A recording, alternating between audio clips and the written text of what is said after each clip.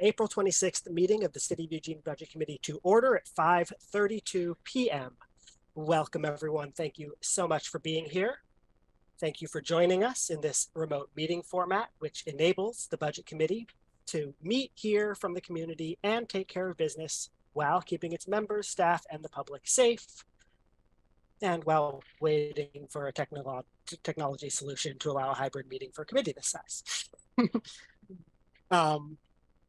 As always, I want to acknowledge that it is a privilege to be here, to be able to participate in these conversations, have a voice at this table.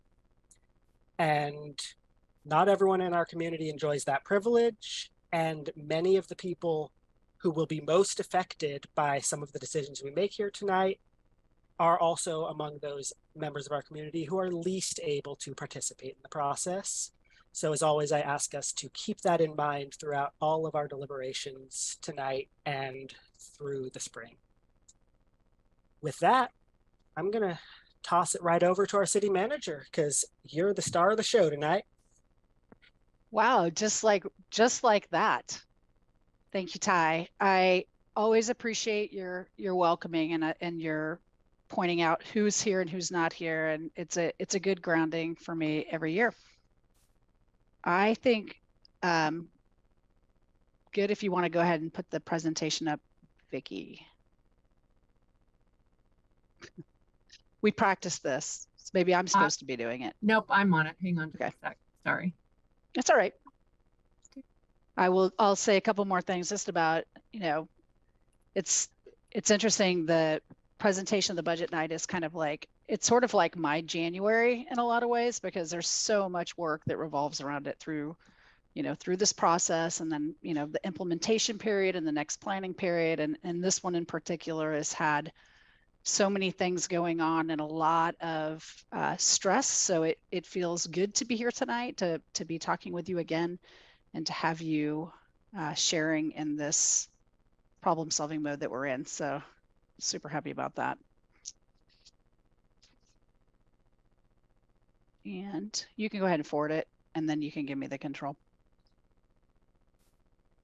As always, I like to start off with gratitude and just a recognition of the journey that we've been on together. A lot of you have been here through this whole time. Some of you are newer, but it still, feels like from the very first time I ever met with this budget committee in this role, we've been in really challenging times through the pandemic, through lots of different things happening. And we've used lots of different metaphors, road trips, base camp, all of the things. But in all, it really, I want to just say, marks the investment of your time. You've been here hanging in with me through the whole thing. And I just appreciate the curiosity and engagement that you have approached this work with through, even our time in March. So really appreciate that you were willing to take that day. And I think today you'll see why that is of value. All right. So one of the things that, we talked about in March was I had a little diagram that said, it was our budget scrimmage or our dress rehearsal. It was a way for me to start to give you some of the details and get you the context and make sure everyone in the community knew what was happening. But today's more of a night where we kind of move into the arena. And for me, what that means is that we're a little bit more polished. I'm not wearing jeans, even though I probably could. We're on Zoom. We have a much larger audience. We have more expectations. And I think tonight what we'll discover is I'll be a little bit lighter on kind of the values. We're going to go into that, but I'll be a little bit lighter on that, and we'll be a lot heavier into the finance specifics and the recommendations. I had to keep with the kind of theater and sports thing because I heard a lot of comments about that. So I want to say just a little bit about my own values and leadership values, and why, if you've worked around me for a minute, or even the council, you've heard me talk about leadership values. You've probably done a value sort. The whole council did it several years ago, because I still fundamentally believe that when people get into conflict, especially around decision making, it oftentimes comes to what are the core values that are driving that. And so I think it's really important to know what they are day to day when you're leading, and especially important for our team to know it as we worked on this budget since the beginning of the pandemic. What's interesting too is that I've done this a number of times. This is just a partial list, and I've done this value sort over and over and over again. And it's always good to redo it right after you're making difficult decisions, because you shift from thinking, I think my value is creativity, to actually, it's not. It really comes down to the things that factor into your decision. And these things show up for me over and over and over again. Our team. So this is a recent picture of the executive team. Our department heads, our assistant city manager, communications director, city attorney, and our chief financial officer. We really set these values up actually at the beginning, really at the beginning of the pandemic, when we were trying to figure out how we were going to guide the organization through that time. And we talked a lot. We went through that list, we circled things, and we came down to really these core things, and they've shifted very little over the years. We reset them and recommitted to them at the beginning of this process, and it really has a lot to do with our approach, which is much more clear in kind of some of the guiding principles, which was around staying flexible and adaptable. We knew through this entire process that it was more of a playbook than a plan. Things are consistently shifting, and there's a lot going on in here. So even tonight, we remain flexible and adaptable. We're really thinking about the long term. When you get into a situation like this, you don't want to take an organization and just kind of do the same thing, only less. We really wanted to say, okay, what do we have to do to really climb our way out of this and build for a better future for Eugene? A lot of focus on the community and how we take care of our employees. As I say many times, our employees are a very significant investment. If you take a low dollar number and you say, hey, we've invested $100,000 a year. That's low when you start thinking about salary and benefits. By 10 years, it's $1 million investment, and we would never just, not really try to protect those investments. So I really care about them and their families, and we've just tried to be really transparent and clear. And so I think that's clear. We're getting a lot of emails even before I present, so I think people are pretty sure what's going on. So before I turn it over to Twyla, I just want to say, the budget is it's really our foundation, right? When we get into these numbers, the finances, the resources, it's not just the foundation, but what Twyla is going to talk about is also the framework for how we do our decision making today and into the future. So when I need that kind of refresher or reminder about why I'm here, I often go to the top of Skinner Butte and look out and just remember, like, wow, we're serving all of this. So with that, I'm going to turn it over to Twyla, and then we're going to come back to me when she's done going through all our financial picture. Great, thank you. Good evening, everyone. Twyla Miller, Chief Financial Officer. So we can go to the next slide, Vicki. There we go. So this is the city's first biennial budget, and the dollar amounts shown here represent the proposed budget for 2 years. Although we would expect operating and capital expenses to generally double in a biennial budget, the entire budget does not double, primarily due to the non-departmental slice of the pie you see here. Nearly 2/3 of non-departmental category is made up of balance available and reserves, which are typically set at 2 months of expenditures, and 2 months is the same whether the budget is for 1 or 2 years. Due to balance available and reserves remaining relatively constant through the transition to a biennial budget, the result is that the 2-year budget is less than double the prior 1-year budget. The 2023-2025 proposed biennial budget across all city funds is $1.5 billion. When internal expenditures and transfers are omitted, the 2023-25 proposed net budget is $1.2 billion. The net budget subtracts out internal expenditures and transfers that are budgeted twice, once in the paying fund and once in the receiving fund. Next slide, please. So the budget for the city and the Urban Renewal Agency is organized into 35 reporting funds, which fit into the categories shown here. Fund types other than the general fund are used to account for revenue sources that are legally restricted for specific purposes, or to account for operations funded by the users of a service through fees and charges. The general fund is used to account for all other financial resources not required to be accounted for in one of the other fund types shown. Generally, when we talk about the forecast or the financial condition of the city, we're referring to the general fund. And more specifically, I'll be referring to the main subfund of the general fund, which represents the true discretionary resources of the city. So when we look at the next slide, we're looking at the biennial budget for the general fund, which is 419.1 million. The net general fund proposed budget is 406 million, 406.6 million after removing the interfund transfers of 12.5 million.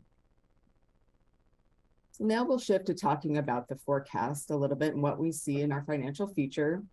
So the general fund forecast is a tool that projects how much the city will spend and receive over the next 6 years, which assists policymakers in developing strategies to meet future challenges. Finance staff regularly monitor and track many variables for the forecast, which are shown at a high level here. And the city's been utilizing the forecast for many years to help guide us through difficult financial times, including the Great Recession. While the data used in the forecast is updated regularly, the data sources and methodologies have remained relatively constant over time. So next we'll look at some of the key forecast changes. Currently, the forecast incorporates the proposed budget reductions and investments that the city manager will review in more detail later. There are many variables impacting the forecast that can trend upward or downward, and the proposed biennial budget forecast includes updates to major drivers that have changed since last year. I will highlight a few of the key changes here, and then for a few of the variables, I'll go into more detail on a few slides. But let's start here with the revenues. So property tax revenues are our largest source in the general fund. Our property tax projections are based on current data and updated information from the Lane County tax assessor. Property tax revenue remains relatively unchanged compared to the prior forecast. And it's worth noting here that given its significance in the general fund, we'll talk more about property taxes in a few slides. So EWEB SILT, or contribution in lieu of taxes, is our second largest revenue source in the general fund. Our forecast aligns with EWEB's current projections, and that includes electric price increases over the next few years and increased revenue due to improved economic conditions and electric vehicle consumption, resulting in slightly higher projected SILT revenue compared to the previous forecast. Service charges represent the third largest revenue source in the general fund and include revenue from various services such as swimming pools and other recreation facilities, police and fire services, among others.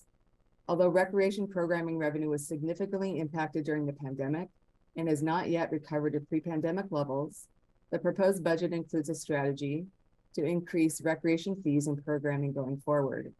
Therefore, projected service charge revenue has increased slightly overall from the prior forecast. And then there are some other smaller revenue sources that have been reduced in the current forecast. A couple of examples include revenue from library overdue fines. We eliminated that fine structure last spring. And then also local marijuana taxes. So due to prosperous marijuana harvest and the competitive local market, retail marijuana prices are down and tax revenue is reduced compared to the elevated revenue levels experienced during the pandemic. Now let's briefly talk about the expense side, where growth in expenses since the previous forecast really outweighs the growth in revenues. So ongoing inflation and worker shortages are putting upward pressure on wages, impacting employers across the country. Wages are higher in this forecast to reflect the Eugene Police Employee Association contract that was ratified earlier this year, and also the city's commitment to fair market wages. Other factors contributing to increased personnel expenses include rising retirement and healthcare costs. One positive item to note here is that PERS rates in the upcoming biennium, while they are increasing less than we had previously forecast due to strong PERS investment returns in 2021. And then finally, inflation. The city budgets and forecasts inflation based on projections provided by the state economist, and inflation levels have continued to remain elevated longer than previously projected. So next we'll look a little more closely at general fund revenues. So property taxes, SILT, and service charges are the top three revenue types in the general fund. These three revenue types generally account for more than 80% of our general fund revenues, with property taxes representing the largest share by far at 70%. On the last slide, we talked about these revenue types and how future projections have changed from the previous forecast. But let's look at what happened over the last few years. So if you look to the table on the right, it shows the average annual growth of these revenue types over the 4 fiscal years.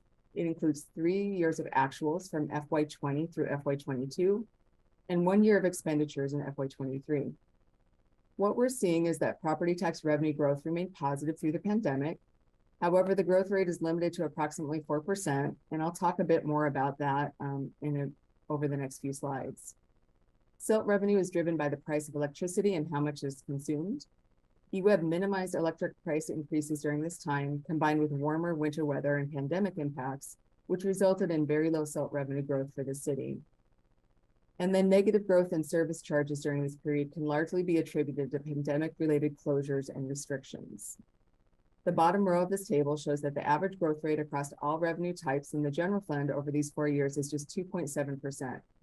This amount excludes one-time ARPA and one-time state homelessness response funds, but it does include the ongoing loss of Comcast right-of-way revenue from internet services in the amount of $3.2 million per year that began in FY22. So next we'll look a little more closely at property taxes. So property tax revenue is determined by the amount of taxable assessed property value, the tax rate, and the collection rate. Given that the general fund permanent tax rate is frozen and the collection rate stays relatively consistent over time, increases in property tax revenue are largely attributed to increases in assessed value, which are constitutionally limited to just 3% per year for existing properties. With a constitutional limit for existing properties plus new taxable construction, the current upper limit of taxable assessed value growth in Eugene is approximately 4%. The only way to materially exceed our current assessed value growth rates would be massive new taxable construction or legislative property tax reform at the state level. So this chart shows the statewide real market value and assessed value trends going all the way back to 1990. The solid blue line represents real market value, and the dashed orange line represents assessed value, which began in 1997 after the passage of Measure 50. The current market trend is captured in the blue line, but our property tax revenue is limited by the lower orange line. It's also worth noting that property tax compression limits are applied to real market value. So higher real market value does help alleviate compression, generally speaking. However, compression calculations are performed on a property by property basis. And then finally, a rough formula is that it takes about 250 to 350 million of new taxable construction to generate $1 million in general fund revenue. And just to give some context, Valley River Center has a real market value of 119 million and is currently our second largest property taxpayer. So next we'll look at assessed value trends. So this chart shows the city's annual growth in taxable assessed value. The FY23 certified taxable assessed value growth rate was 3.8%, which is lower than what we projected of 4% from last year. Although the FY23 actual assessed value growth rate came in a little bit short of the projection, it did improve from the 3.6 growth rate in FY22, following a temporary slowdown in new construction activity in the early days of the pandemic. So analysis of building permits and construction activities support the continued assumption of 4% annual growth in the upcoming biennium through the remainder of the forecast period, as shown by the green dash line. This projected growth rate is consistent with the average assessed value growth that the city has experienced since the end of the Great Recession, and the current projected growth rate remains the same as the previous forecast. And so the other factor we look at when we look at property taxes is the collection rate, which is applied against gross taxes levied and incorporates early payment discounts available to taxpayers. The actual collection rate for FY22 was 95.7%, and the projected collection rate is estimated at 95.5% in FY23, and that coming biennium remaining at that level through the forecast period, as shown by the green dash line. The current projected collection rate remains the same as the previous forecast. So on the last few slides, we talked about how property taxes are limited on how fast they can grow. This is very different from other government revenue sources that follow economic cycles without limits, such as the state of Oregon.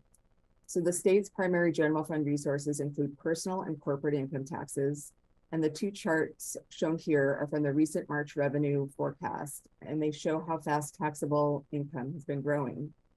If you look to the chart on the left, it shows the annual growth in personal income by category in 2021, which set a new record of nearly 22% growth in personal income tax liability. The chart on the right shows corporate income and excise taxes compared to profits.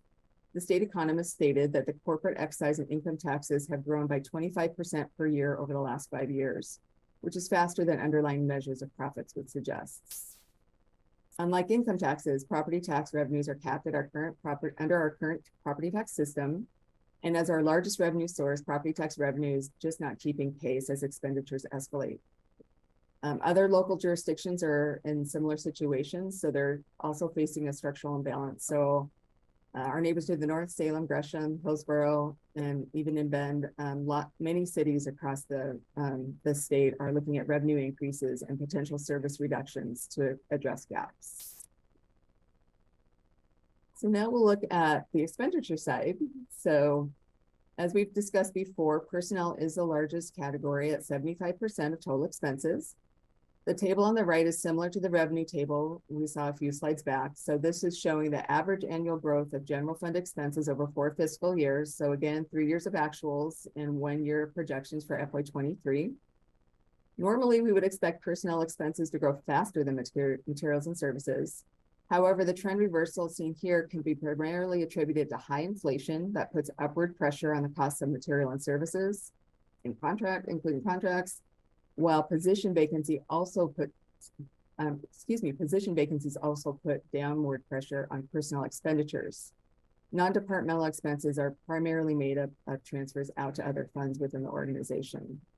So the average growth rate across all expenses in the general fund over these 4 years is 4.1%, which exceeds the average revenue growth rate of just 2.7% over the same time frame. In order to address the ongoing structural gap that we see here, the proposed biennial budget includes a number of gap strategies that the city manager will review in just a bit. So while we're talking about expenses, we'll talk a little bit about PERS. So as we look to the rate increase in the 23-25 biennium, the top half of the table shows the Eugene specific employer contribution rates as a percentage of payroll. And the bottom half shows the estimated PERS costs in the general fund and across all city funds combined. You may recall that the city participated in the PERS Employer Incentive Fund back in July of 2020, and the benefit of that investment is included in these numbers. The 23-25 rates shown on the table are actual rates approved by the PERS board.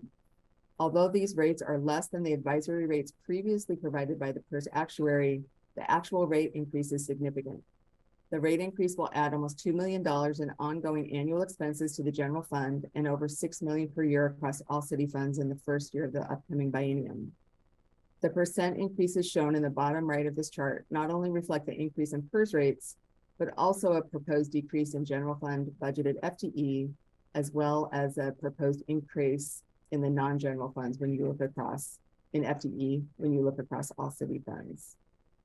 The primary reason for the rate increase as we come into the new biennium is that the PERS board lowered the assumed investment rate of return from 7.2 to 7.9%, which causes higher employer contribution rates to make up the difference. Beyond the coming biennium, the forecast assumes additional PERS rate increases of 2% of payroll every other year. Next, we'll look at inflation. So inflation is on everyone's minds. The Oregon Office of Economic Analysis issues inflation forecasts 4 times a year. The next one will be coming out on May 17th, so we're anxiously awaiting that report. This chart shows the 2 most recent forecasts from December and March. Actual inflation peaked at 7.2% in FY22, and the March forecast projects a drop to 6.2% in FY23 and then 2.7% in FY24 before returning back down into the 2% range in FY25 and beyond. The U.S. Bureau of Labor and Statistics recently published the actual inflation increase at a rate of 5% for the 12-month period ending in March. The budgeted general fund inflation rates in the coming biennium are tied to the December forecast of 2.9% in FY24 and 2.4% in FY25. For years beyond FY25, the general fund forecast ties to the March inflation forecast. The general fund forecast would be significantly impacted if inflation continues to remain elevated. For example, an increase of 1% annually over the inflation rates assumed in the proposed budget forecast would increase costs by an estimated $26 million over the 6-year forecast period. So now we'll look at our surplus, deficit, and reserve slides. The surplus deficit helps us understand if we're living within our means. So I'll show you a few lines one at a time so you can better understand the biennial budget forecast. So the red line in the middle of the chart represents a neutral position where revenues equal expenditures. Anything above the red line is a surplus, and anything below the red line is a deficit. The result of a surplus is an increase to our reserves, while the deficit reduces our reserves. The solid blue line represents the proposed biennial budget forecast. In addition to the forecast assumptions we reviewed today, the forecast also includes an ongoing future strategy of $8.3 million annually starting in fiscal year 25. The strategy was put in the forecast as a revenue conversation will be occurring over the summer and fall, and we had not identified additional reduction strategies. Part of the need is related to the structural gap strategies in this budget. While there is a need for $15 million in ongoing reductions this biennium, we achieved $12 million in ongoing reductions and $4 million in one-time reductions, which leave an ongoing gap. This gap is exacerbated by evolving service needs, rising costs that are growing faster than existing revenue sources, and the need to rebuild general fund reserves as the organization removes away from strategies we used in the pandemic. So if you'll recall, we had kind of a 4 and 4 strategy. So never to fall below $4 million in any one year, and to have at least a 4% reserve by the end of the forecast period. The City Council will be considering services and related costs to develop the scope of the revenue team, which will begin later this summer. The scope of the team will be different than the $8.3 million we've identified in the forecast. While they're connected, they're really related, they're separate problems, with the 8.3 here being the result of a multitude of factors. If new revenue is not achieved in the second year of the biennium, additional service reductions will be necessary. So the red dashed line, one more thing about the blue line. So you see the tail as we come up at the end of the forecast period. Just a reminder that our surplus position grows with the additional strategy reduction and the payoff of our pension bonds in FY28. Our pension bonds were issued in fiscal year 2002 to pay down our unfunded PERS liability at that time. And we assess a percentage of employee wages, currently 5.5%, in order to pay the debt service on those bonds. When we pay the bonds off, that will, in essence, free up $4.8 million per year starting in FY29. So the dashed red line shows what the surplus deficit would look like without the future reductions or the future revenue and or reduction strategy. In this scenario, without additional service reductions, the city would be in a significant deficit position through the forecast period, which would quickly deplete reserves and not be sustainable. And then finally, one more line to show you. We did want to show you a what if on inflation. So the dashed green line is the blue line, but shows what would happen if inflation remains elevated at 5% per year in both years of the coming biennium, so FY24 and 25, before dropping down to a 2% range beyond FY25. In this scenario, we'd be in a deficit position through the forecast period, and reserves would be depleted, as we'll see on the next slide. So if we go to the next slide and talk about reserves, just as a reminder, our reserve for revenue shortfall is our savings account. It provides us a cushion and is a key part of our financial management. Having this reserve allows us to weather unexpected events and take time to develop thoughtful and strategic responses rather than having to immediately cut services. Maintaining reserves is the key to weathering recessionary periods with minimal service disruptions. And it's also a factor in our high credit rating, which translates into lower borrowing costs for the city, which saves taxpayer dollars over the long term. Moody's, our credit rating agency, recognizes our strong management over time, including strong reserve levels, which is a key metric for them. So this first line you see here is our savings account target. The previous reserve target was 8% of annual expenditures, but now that the city has transitioned to a biennial budget, the equivalent reserve target is 4% of biennial expenses. The 4% reserve target is approximately $16 million per biennium on average over the forecast period.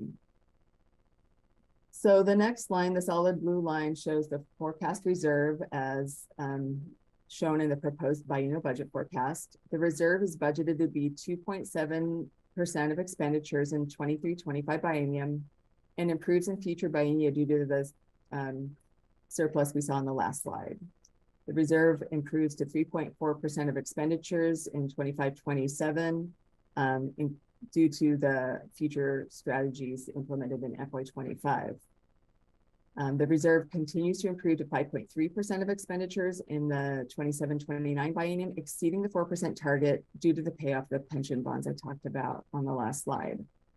Without the ongoing revenue strategy and without additional service reductions, the reserve would be nearly depleted by the end of the 23-25 biennium if further action were not taken.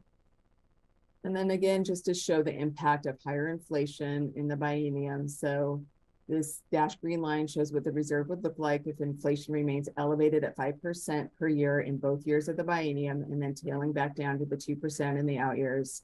Due to the deficit this scenario causes that we saw on the previous slide, we see that the reserve would be depleted by the end of the 25-27 biennium.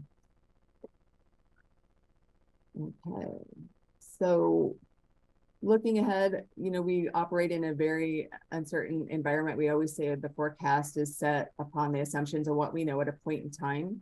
So some of the things that are on our radar and we're watching as we look to the future, evolving service needs. So we are in a dynamic world and service needs continue to change and evolve and emerge. Some things that we're watching, you know, underfunded service areas remain, including but not limited to unhoused efforts, housing, planning efforts, and so on. Personnel costs, we are heavily dependent on our personnel to provide services, and it's uncertain how long the current trends putting upward pressure on wages, retirement, and healthcare costs will last. Contracts for 3 union groups will be expiring in the upcoming biennium, and the impact of bargaining on future personnel costs are uncertain at this time. Also, the PERS actuary is projecting that future rate increases will ease over the forecast period, but that can really change depending on market returns and other factors. There have been many services funded with one-time ARPA and state funds that will have service gaps in the future if additional resources are not identified or service delivery is not changed. This primarily impacts the unhoused service delivery area. And then distress funds. We are always watching our many funds. Many funds were adversely impacted during the pandemic and the subsequent period of rising costs. Staff are closely monitoring distress funds to evaluate if additional financial support is necessary for fund stability. We just talked about inflation, so we reviewed some inflation numbers, but there is a degree of uncertainty about when inflation will return to typical levels. If inflation persists longer than the state economist expects, this could have a significant impact, as we just saw. And finally, just the economy, right? There's lots of ongoing uncertainty in the national economy. So what's going to happen with the Fed Reserve? What will happen regarding the federal debt ceiling? When and how severe might a future economic recession be? So all of those factors are things we're kind of watching as we look to the future. And then finally, before I turn things back to Sarah, we just wanted to give an update on some of the other funds we're watching. So parking, the Parking Enterprise Fund accounts for the city's on-street and off-street parking systems, as well as enforcement and adjudication services. The onset of the pandemic had an immediate and negative impact on parking revenues, requiring general fund support in FY21 and 22. In the current fiscal year, FY23, the parking fund's revenue has been slow to recover, complicated by significant staffing vacancies related to enforcement and a backlog of equipment maintenance that has impaired the collection of revenue. Staff are working to address these areas, and the fund is anticipated to break even by the end of FY23. For the coming biennium, the parking fund is anticipating being back at full force and is likely going to be reviewing potential fine increases. Revenues generated during the recovery will be needed to address the growing amount of deferred maintenance related to the city's parking garages. With the Stormwater Fund, in response to community-wide economic pressures caused by the pandemic, user fees were held flat in FY20 and 21. Rates were increased by 3% in 22 and 4% in FY23, which was required to fund a variety of program increases related to providing service. The coming biennium includes a recommendation for a stormwater rate increase of 6% in 24 and 4% in 25 to stabilize the fund and provide resources for adequate service delivery. The forecast assumes modest annual increases around 3 to 4% in the out years of the forecast to keep it pace with expected inflation. For the wastewater fund, this fund also experienced revenue losses through the pandemic and implemented 2 years of underspending to compensate for economic pressures of rising costs and declining revenues. So there were no user fee increases in FY21. Rates did increase by 4% in 22 and 7% in FY23 to keep pace with existing service levels. The coming biennium includes a recommendation for a wastewater rate increase of 11% and local user fees effective July 2023 and 6% in July 2024, with the remaining years of forecasting annual rates in the 3 to 4% range of increases depending on economic activity and inflation. The series of rate increases they're forecasting in the coming biennium and beyond really are necessary to balance the fund and have a balance that's close to our 2-month operating reserve target. The road fund, so we've talked about the road fund before. The primary revenue source is the state highway fund. The fund has a structural imbalance with projected expenditures outpacing projected revenues. There are several unknowns with the state highway fund revenue, including the impact of high fuel prices in both the short term and the long term. And the current labor market is also having a negative impact on the ability to complete projects. The vacancy savings are expected to help stabilize the fund in the short term. And to remain balanced in the future, staff are watching. They may need to implement a future reduction strategy to bring the fund into alignment. The ambulance transport fund has recently seen transport volumes return to pre-pandemic levels, which has helped revenue recover from the effects of the pandemic. In addition to increasing transport revenue, GEMT funds have also helped improve the stability of the fund by providing needed additional revenue. However, despite these increases in revenue, the major risk to the ATF in the out years continues to be expenses outpacing revenue generation. To help stabilize the ATF, the department is working on an EMS redesign project this fiscal year to help align revenues and costs for ambulance transports. And the department will continue to evaluate the system design for potential expense savings in the coming years. And then finally, the telecom fund. The telecom fund continues to experience declining revenues due to the ever-changing technology environment. Staff are evaluating the long-term outlook of the fund and will be developing future reduction strategies to ensure a stable service system and reserves over the forecast period. And with that, I'll turn things back to Sarah to talk about the proposed budget. Thank you, Twyla. You have a way of walking through what feels like really grim information, and everybody sort of, at least I still sort of feel calm about it. But thank you. So when we were meeting in March, I kind of gave this arts reference around the level of detail I thought you were going to want, and that this was actually the level of detail I did give you. More of a values gray area, close. Tonight's presentation is going to get a lot closer. You're going to get a lot more color and detail, but I have to say the real detail and specifics are going to be in this book and also online. So there's just so much to share, and we don't have 3 days to spend it with you. So I'll do the best that I can. I also talked about, people tend to focus on the thing that's there. So the reductions that are there, the things that we're talking about removing are front and center. But I also encourage you and others to look at the things that aren't there, the things we're continuing to fund, all of the services that are still in place, and the things that are going really well.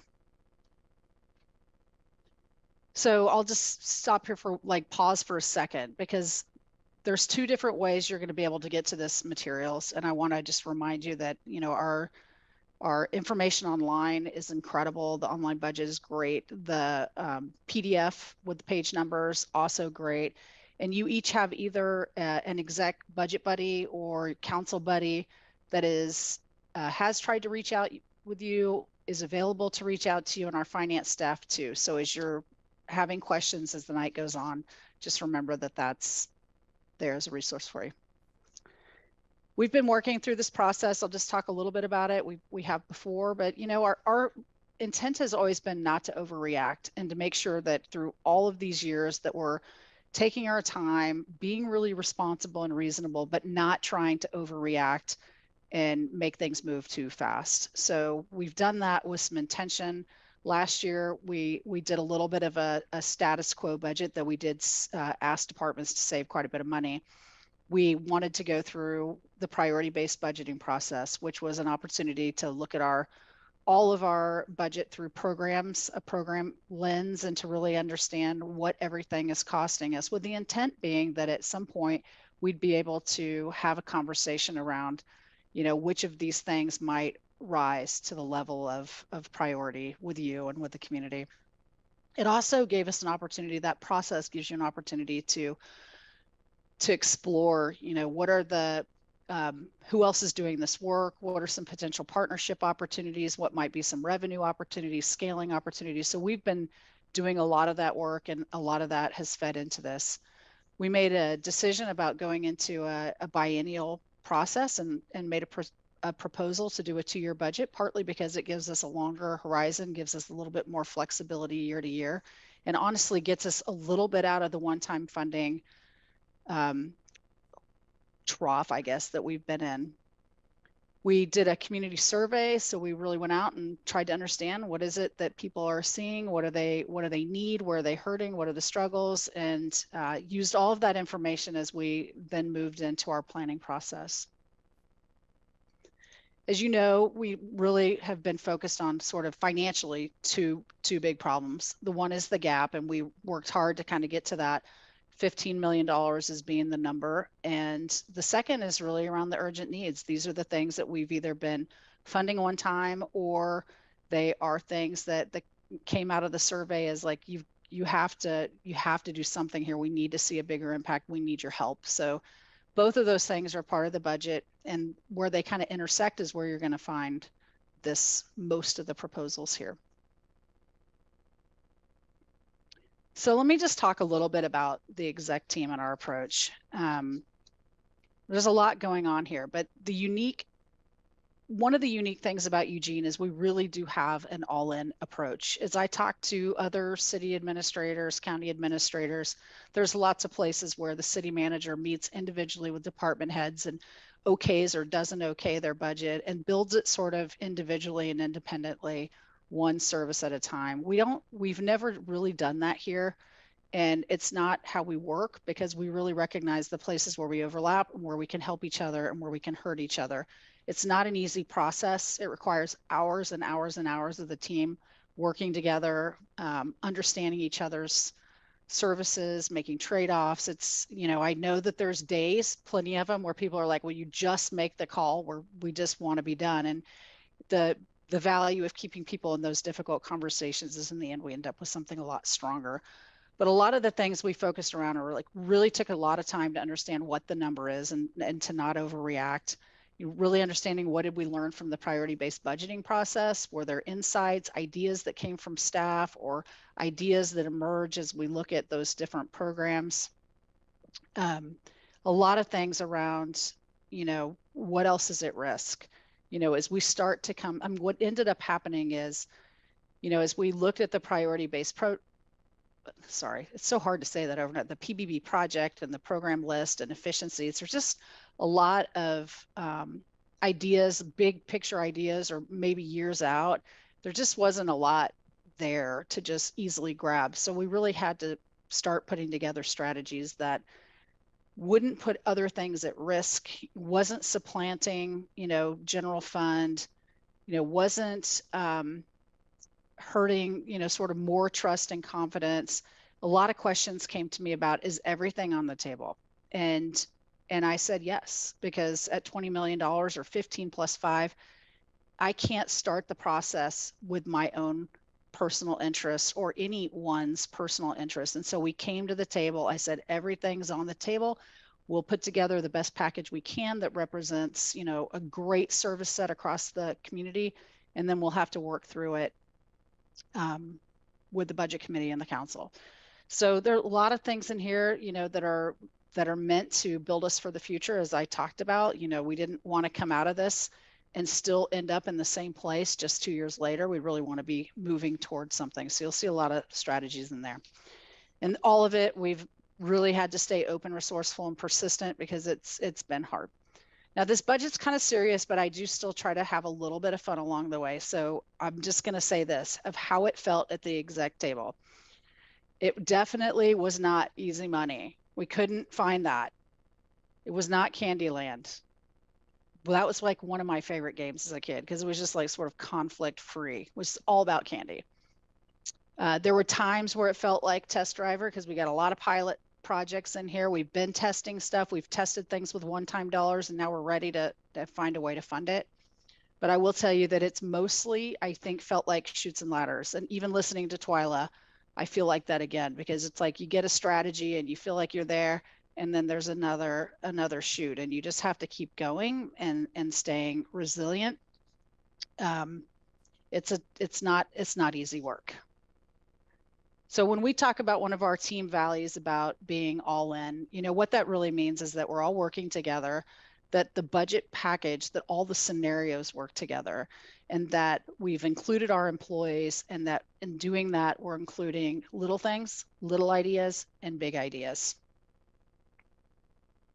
In March, I talked about all of that in kind of these 6 buckets and tried to describe them, tried to attribute the money. And what I kind of heard at the end of that was you were a little bit confused by that, didn't understand the difference between them, and that wasn't really a great effective way. I did hear from some folks that they simply wanted to know, what are the big levers? What are the small levers? Can you just kind of bring it down to that level? So when I think about that, I think about there's 2 different ways to solve this. You know, when you think about big levers, it's kind of like, what are those big chunky items that you can put in there that sort of put together the $15 million. But there's another way you can get there by, you know, having kind of a nice framework, in this case, a Gabion basket that you fill the rocks in. Those can also hold a lot of, have a lot of stability. They're just lots of different ideas. And this budget has more of the sort of basket type scenarios than it does the big rocks, but that's how I think about it. I'm going to start diving into a lot of, probably not enough detail for some of you and a lot for some. There's a couple of things I want to just remind you, even though Twyla did.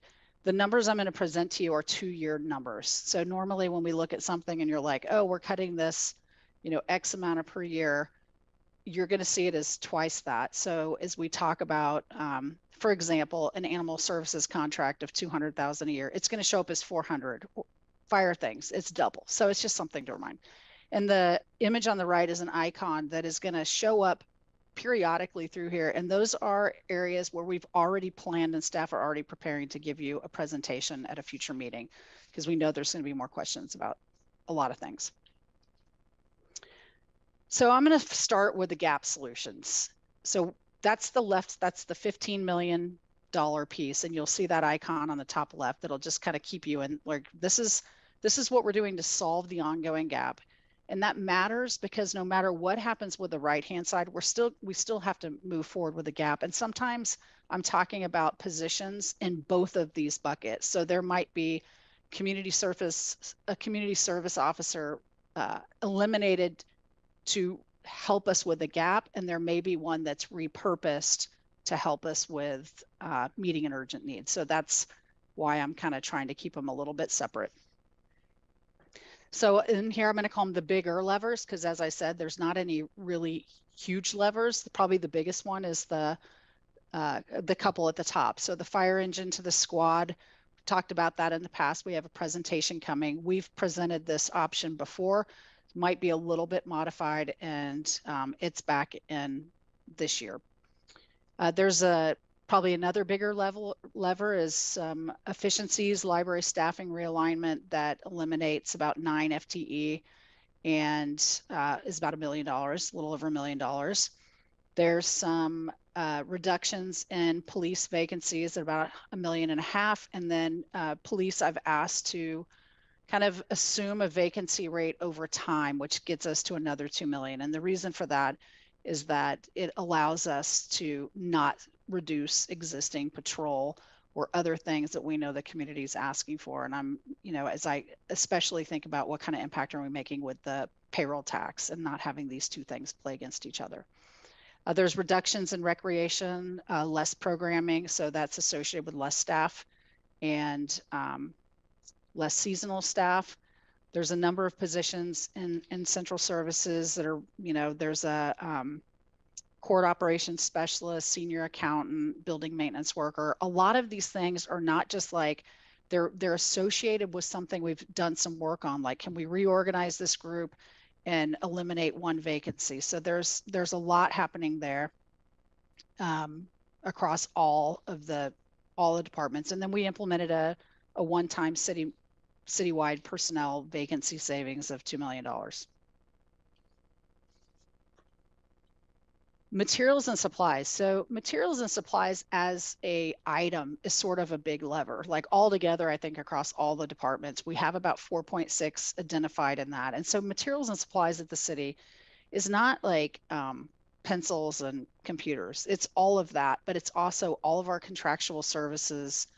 A lot of big ticket items fall under that M&S category. So these are the ones that I think are probably the most significant in terms of people's thinking. The library materials budget, again, this is over 2 years.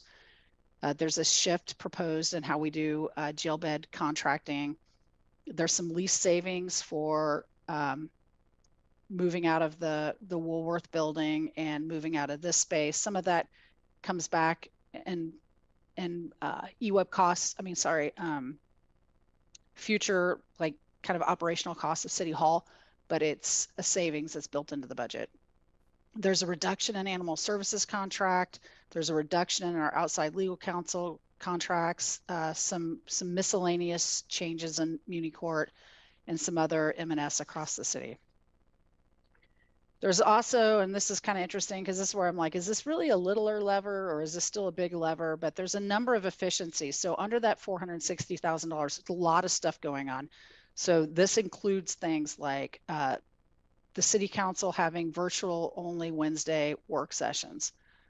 Reasoning behind that is when we built this budget, we did not know we would potentially be moving to a new city hall. Our work session room is really small and we've not allowed the public to come there because of early COVID breaks and there's only a couple of chairs and usually staff are filling all of them. So the public is attending those virtually and many times the council may need to do that because of work priorities. So it felt like it was a doable thing and it falls under there. There's items around how we do our AP check printing, eliminating some of our large document printing. We're actually proposing to eliminate our Socrata open budget site because our new online budget is actually better than that. And it's easier to kind of get to the information and it's redundant.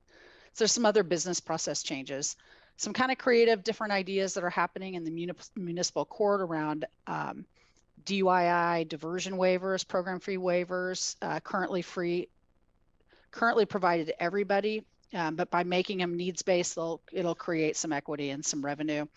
There's some changes to how we do community court and how we optimize those resources. There's some rate holidays built in on how we do our health rate. And then there's some shifts in funds that have other nexus. So for example, if there's work that is being performed that is stormwater based, can it be picked up by stormwater or something like that? Miscellaneous things across the board. And again, we could get into a lot of detail about all this, but I think there's gonna be a couple areas you really want to focus.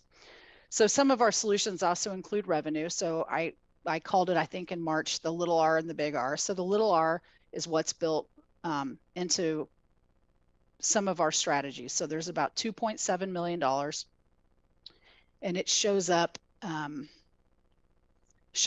in a multiple ways. So one of them is the Emerald People's Utility District wanting to come in and have a franchise and pay a franchise fee, merchant service fees, which is kind of how we charge credit cards or however. Twyla can probably explain it better than I can. But there's some other court fees, ambulance transport fees. All of these things are kind of what I would call little R. We have the authority to do them. It's not that they're easy or that we can for sure achieve them, but they're things we felt doable. And as you heard Twyla say, there's other things built into the other funds as well. Big R is is the bigger stuff. Those are areas we're going to need some help. And so, as Twyla mentioned, there's $8 million built in as revenue. This is not the revenue items necessarily that the council's been talking about. This is, how are we plugging this whole, some of it crosses over because there's some things that we're doing that if you have a revenue conversation around how you want to pay for climate or homelessness or whatever that item is, it could actually cross over. And so we could see some relief there. But this is more of a, if we don't figure out a different way to do this, we'll be coming back in the fall with a different process around potential service changes. And then the TBD is really the conversation that the council is going to have around revenue and what they want those revenue goals and targets to be going forward. So I'm going to switch over to the right-hand side, which is the urgent needs. So these are the areas where we are looking to invest plus or minus 5 million. It's not actually, doesn't actually work out to that. These are the goals we were going for, but here's kind of where we're looking at. Is trying to figure out how some of these things that we've been doing one time we can do ongoing. So this budget includes changes to and increases to our housing and homelessness team. So we have a new team that's doing this. So this includes a portion of a management position. It also includes housing policy analysts, or not a homeless policy analyst, somebody that's sort of a little bit in the office, but a lot in the field. Also includes I think this is where the incident command, yeah, no. Okay, so that's mostly what that is. Then we have I'll start talking about this because we're going to talk about this incident command model in 3 different places. It's just easy for me to use that term to explain to you what it means. And it's essentially, we found so many benefits through the pandemic, both through COVID and then with our unhoused response by deploying an incident command system where we had really kind of very clear chains of command, very clear communication channels, very clear idea of where we were heading. And when we stopped doing that and we kind of put things back in departments, we lost a lot of momentum. And so we're trying to build some of that back in a couple of areas. One of them is around how we're doing work out in the community and public spaces and neighborhoods. And so this position is somebody that will help coordinate that on an ongoing basis and make a really big impact. This budget also includes neighborhood service officers. Some of it is ongoing funding, some of it's one-time funding. And then this shores up some of our rest stop operations as well. We're doing that by doing some shifts. So we're shifting some of our HUD CDBG money. I talked about this in March, that ongoing funding stream will now go to funding some of these services and some of our services in the downtown. And we'll be paying for our Human Services Commission funds with one-time opioid dollars over the biennium. And we'll be talking about how do we find funding for this as an ongoing basis. We're also repurposing some community service officer and community engagement positions. So EPD positions, and there's probably still some flex in there. There's some one-time dollars that we have around ARPA underspending and payroll tax underspending that we can use through this biennium. And then there's still some future revenue needs for this going forward around, in particular, the rest stops and the NSOs. Downtown. It's very similar downtown incident commander. We really feel like we need not just sort of a downtown police presence and a downtown maintenance presence and a downtown programming presence. We really need somebody that crosses all of those boundaries and can do all of it. And so we're moving towards this incident command model in the same way. We're also going to redeploy or deploy a new behavioral health co-response system, which is pretty interesting. This is going to be working with Lane County and their, I'm going to remember what the name of it is, their forensic intensive treatment team. So this is somebody that will be embedded, helping us with some of the issues that are really causing a lot of concerns in the downtown. We're increasing the cleaning and sanitation, the deep cleaning of the things that are not great. And there's still some funding in here for programming and fun, and that's really important. We want to have a downtown not that just feels safe and clean to come to, but actually is fun and has things to do. We're getting there with some of the HUD CDBG swap I talked about before, some repurposing of some EPD funding or EPD positions, and some central service efficiencies. We're using some one-time funds that this budget committee and council approved last year, one-time funds for the Lou, that we have been unable to find a good location for. We've been doing a lot of outreach with downtown businesses, but I think until we actually build back some confidence and trust, and we've kind of got to have some better control, it's going to be really hard to do that. And so my commitment to this is that we're utilizing these funds one time to help make a difference, and then we'll work to find a way to cite and fund that going forward. Partly we're doing this with an increase to the urban renewal frozen base. And as you note, I have the icon on this one and the last one that we'll have presentations on all of these things. So you'll have a lot more detail. I also want to mention, even though it's not a budget item, part of what we're also having is the volunteers and police that are downtown, the Yellow Jackets, and they're also out making contacts and connecting with people and doing a lot of really great work. All right, so we have a couple other areas that are built in. One of them is around alternative response. We did, this budget committee and council approved an alternative response study that we're kind of finalizing, getting into the last kind of bit of that. We've had the consultant in town a number of times, has presented to council a number of times, and one of the strong recommendations coming out of there is we really need somebody that's kind of an alternate response planning chief, somebody that's kind of looking across all those boundaries. So we're doing that. We're adding it to Eugene Springfield Fire, and we're also shifting the alternative response contract that is in police, and that is funded the Cahoots program. We're shifting that over into Eugene Springfield Fire. And I guess I just said that. So this is also where some of our HUD CDBG dollars are going in terms of the incident command position and the contract shift. We're still continuing to make investments in climate.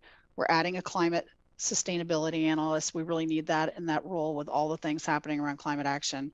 And we're funding that with a waste prevention fund, which is a perfectly makes sense to me.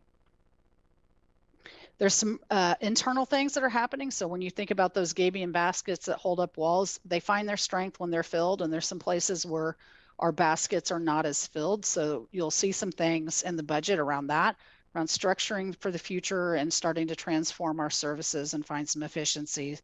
There's several positions in there related to that. There's some public records software. We really need a different way to do that. And so this is starting to make an investment in technology that'll make it a lot more efficient to do this work. We're adding some FTE to an equity and access planner to kind of shore up that team, but there's also a reduction on that team. So these things kind of work together, and they're part of a strategy that we think allows us to continue to provide this work really well. And then there's some FTE that we've been funding limited duration in our employee resource center that we are now putting into the budget on an ongoing basis, because the recruitment and needs around organ pay equity, all the things they're having to do, they can't keep up, and departments need that team to be able to continue the recruitment work. There's some one-time investments around fire equipment, fire turnout gear. We're continuing to invest in finalizing the priority-based budgeting, strategic planning. So there's a few things in there. Twyla mentioned other funds. The conversation at the budget committee doesn't typically lean around this, but even as we're talking about, I guess I should go back to like some of these other pieces that on all of that we're presenting as it is right now. There's very few people we're not doing a big layoff across the organization. We've been holding vacancies. We've been intentionally and strategically holding those. So there are several employees that, at the end of the day, if this budget actually lands, that could be leaving, but it's less than 5. It's really small. We've done a lot of great work. But again, that, who knows where we land on the end of this. But in the other funds, we're making some other investments. So there's some things we have to do around wastewater. to keep the system going. We have to do some investments in that team and in the field team. There's some work around community development and affordable housing. We're adding some FTE at the airport. It's been growing like crazy, so there's some investments there. We're adding to the right-of-way cleanup team. Right-of-way cleanup team. God, it is hard to talk for this long. And even though facilities and this really is sort of general fund, it's a separate fund, and so I just added it in there. There's some funding in there to move into and operate City Hall at the riverfront. So I think I can. The Urban Renewal Agency, I don't want to say too much about this. We are going to have a presentation on this. The proposed budget for urban renewal is about 28.1 million. And the net agency proposed budget is 24.1 after you remove the interfund transfers, similar to what Twyla talked about earlier. The council has sort of initiated a plan amendment for this. If they don't, without the plan amendment, the tax increment collection will end for both districts in FY24. So that'll be during the biennium. But we're moving forward with an amendment. So we're working through that process. And the proposed budget is essentially a one-year budget for FY24 due to that pending plan amendment process. So future supplemental budget action will be needed if the plan amendments are approved to extend the life of one or both districts beyond FY24. I'm going to say a little bit about reserves. I guess Twyla said this before, but I will say, I've always heard about this. It's like not just like is how important our Moody's rating is and how important it is that we have those reserves, because when that drops, then everything sort of gets a lot more expensive really quickly.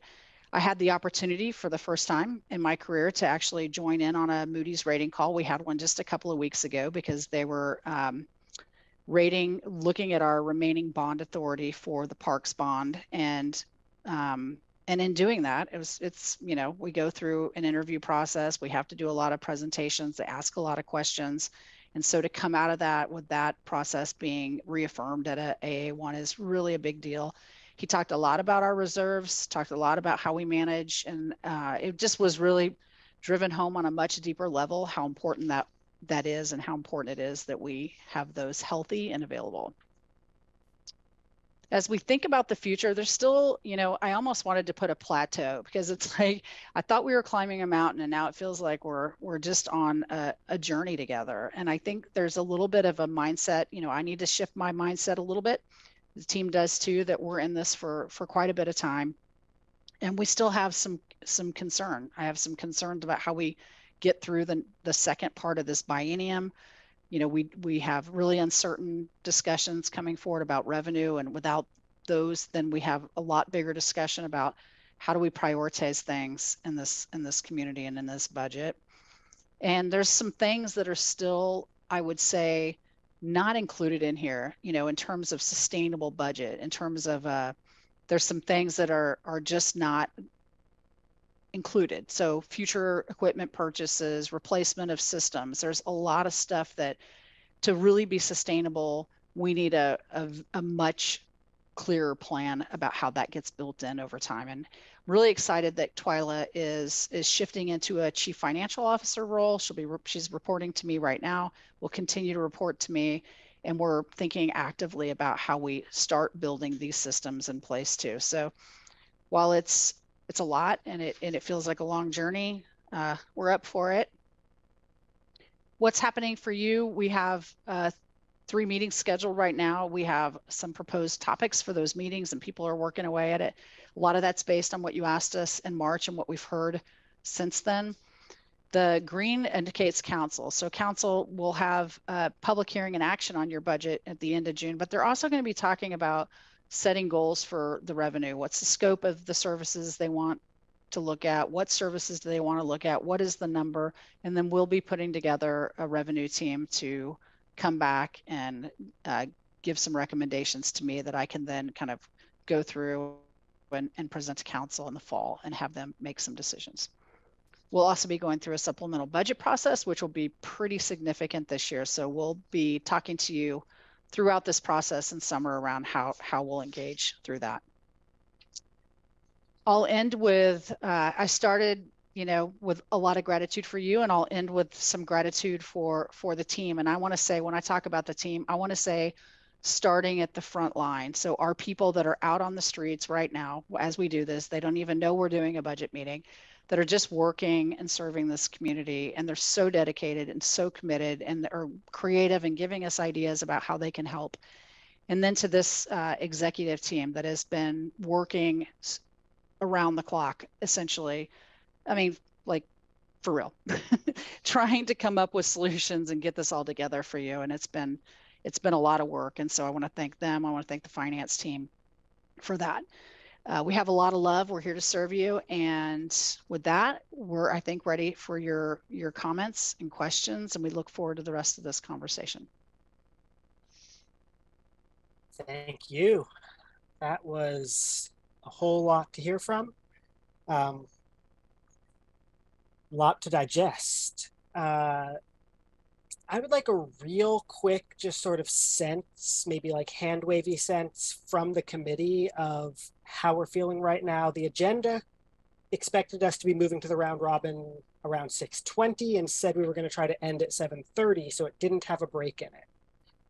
If we want to have if our conversation is relatively light, we could push through. If we have a lot of people with a lot of questions, we should probably take a brief break to gather our thoughts before the round robin.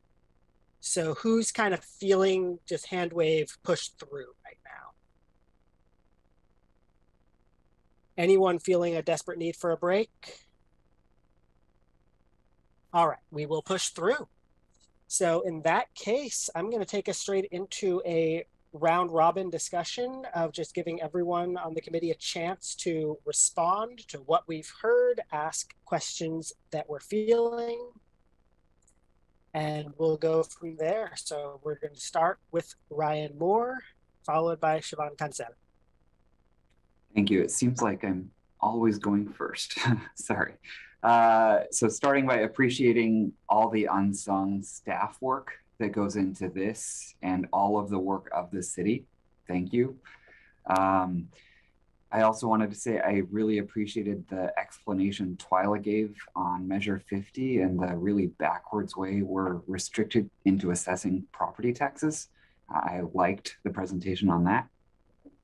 I had a question about PERS costs are expected to peak in 2027, but in the presentation and in the packet, it looks like, if the way I'm seeing the chart, there's expected to be a slump in the general fund around that time instead of an increase. If that's not making any sense, I can follow up by email. If it's a longer answer, I don't want to take time. So I'll just say briefly, thanks for the question, Ryan.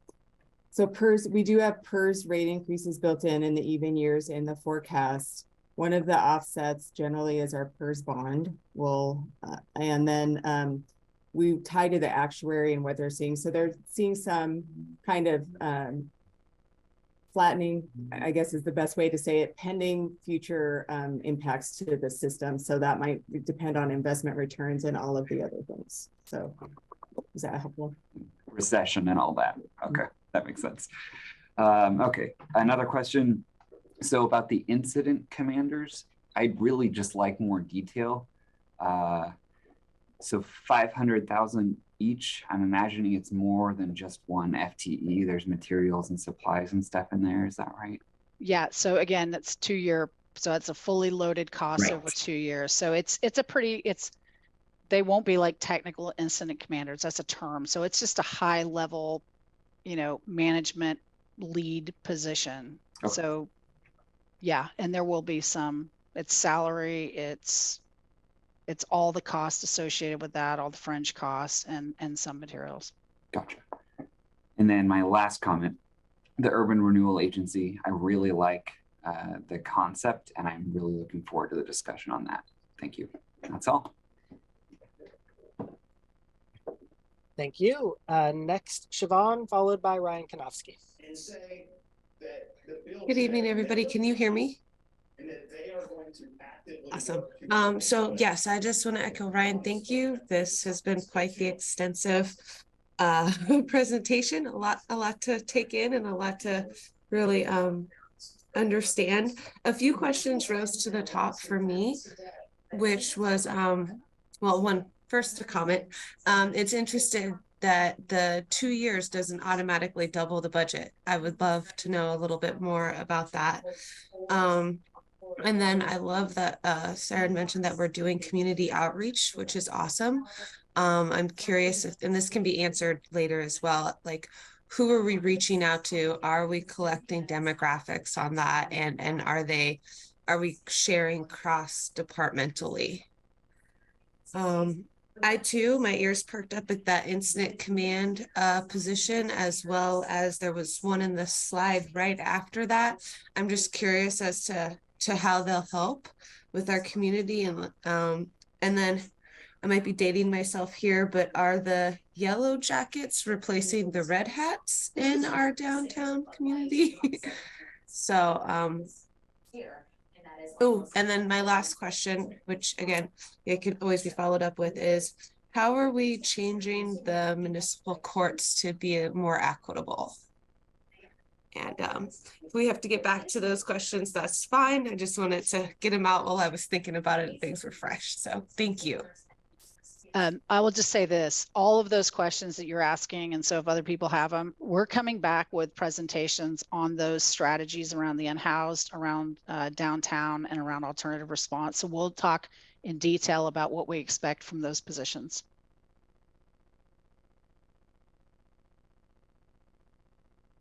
Thank you. Ryan, followed by Councilor Leach. Cool. Thank you.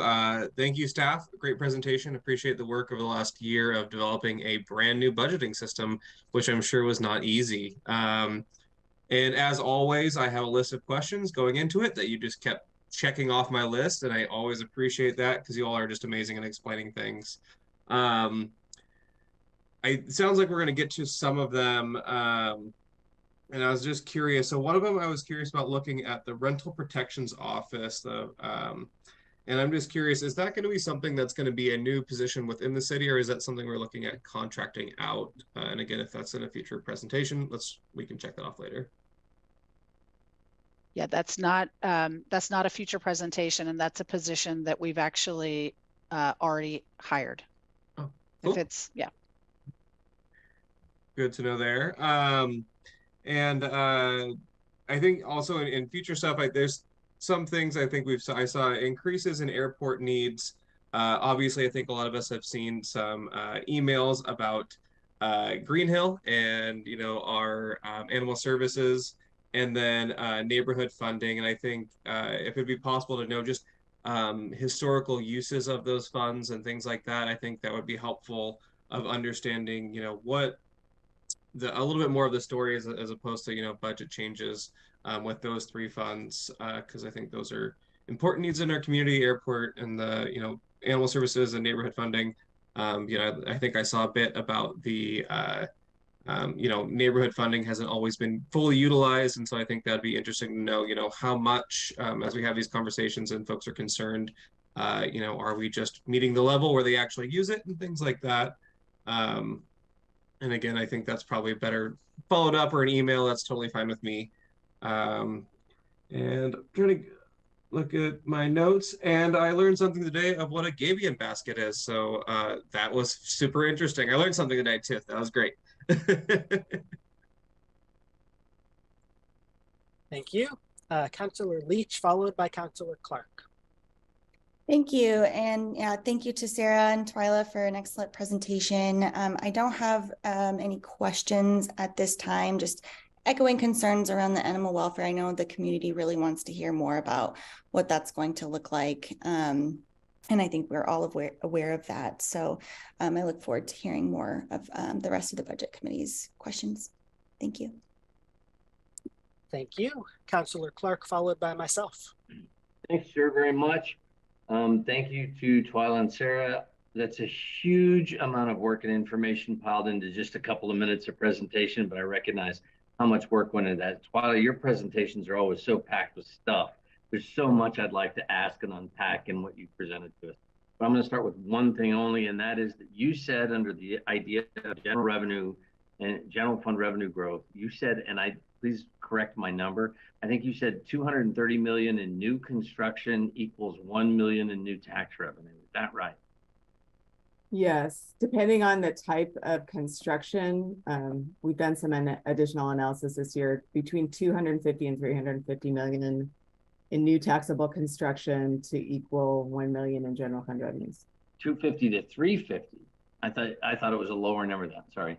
Yeah, no, that's the analysis we've done. And again, it depends on, is it a multi-unit residential property, single or family? what kind it is. There's different classes that. So we've done a little deeper dive this year to try to understand how that might work. And residential single family, bigger number or smaller number in the equals what? Equals 1 million.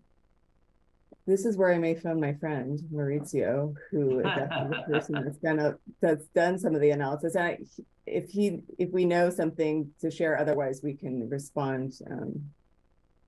Well, if you take the 250 number, let's just do that for example. I wanted to do this little bit here. So 250 million, if you consider that the average home, single family home, 1,700 square, 3x2 in Eugene goes at about 500,000. 2 of them is 1 million. And so 500 of them is 250 million in new construction, okay? So 500 new single family, excuse me, is my math right there? I saw you frown, so I just want to make sure I got that right. Excuse me, it's 1,000 of them. Am I right or wrong, Twyla? Can you say that? Can you say the numbers again? Sorry. How many? 500? Did you say 1,000 at? So 250 million in new construction equals 1,000 homes at 500 per.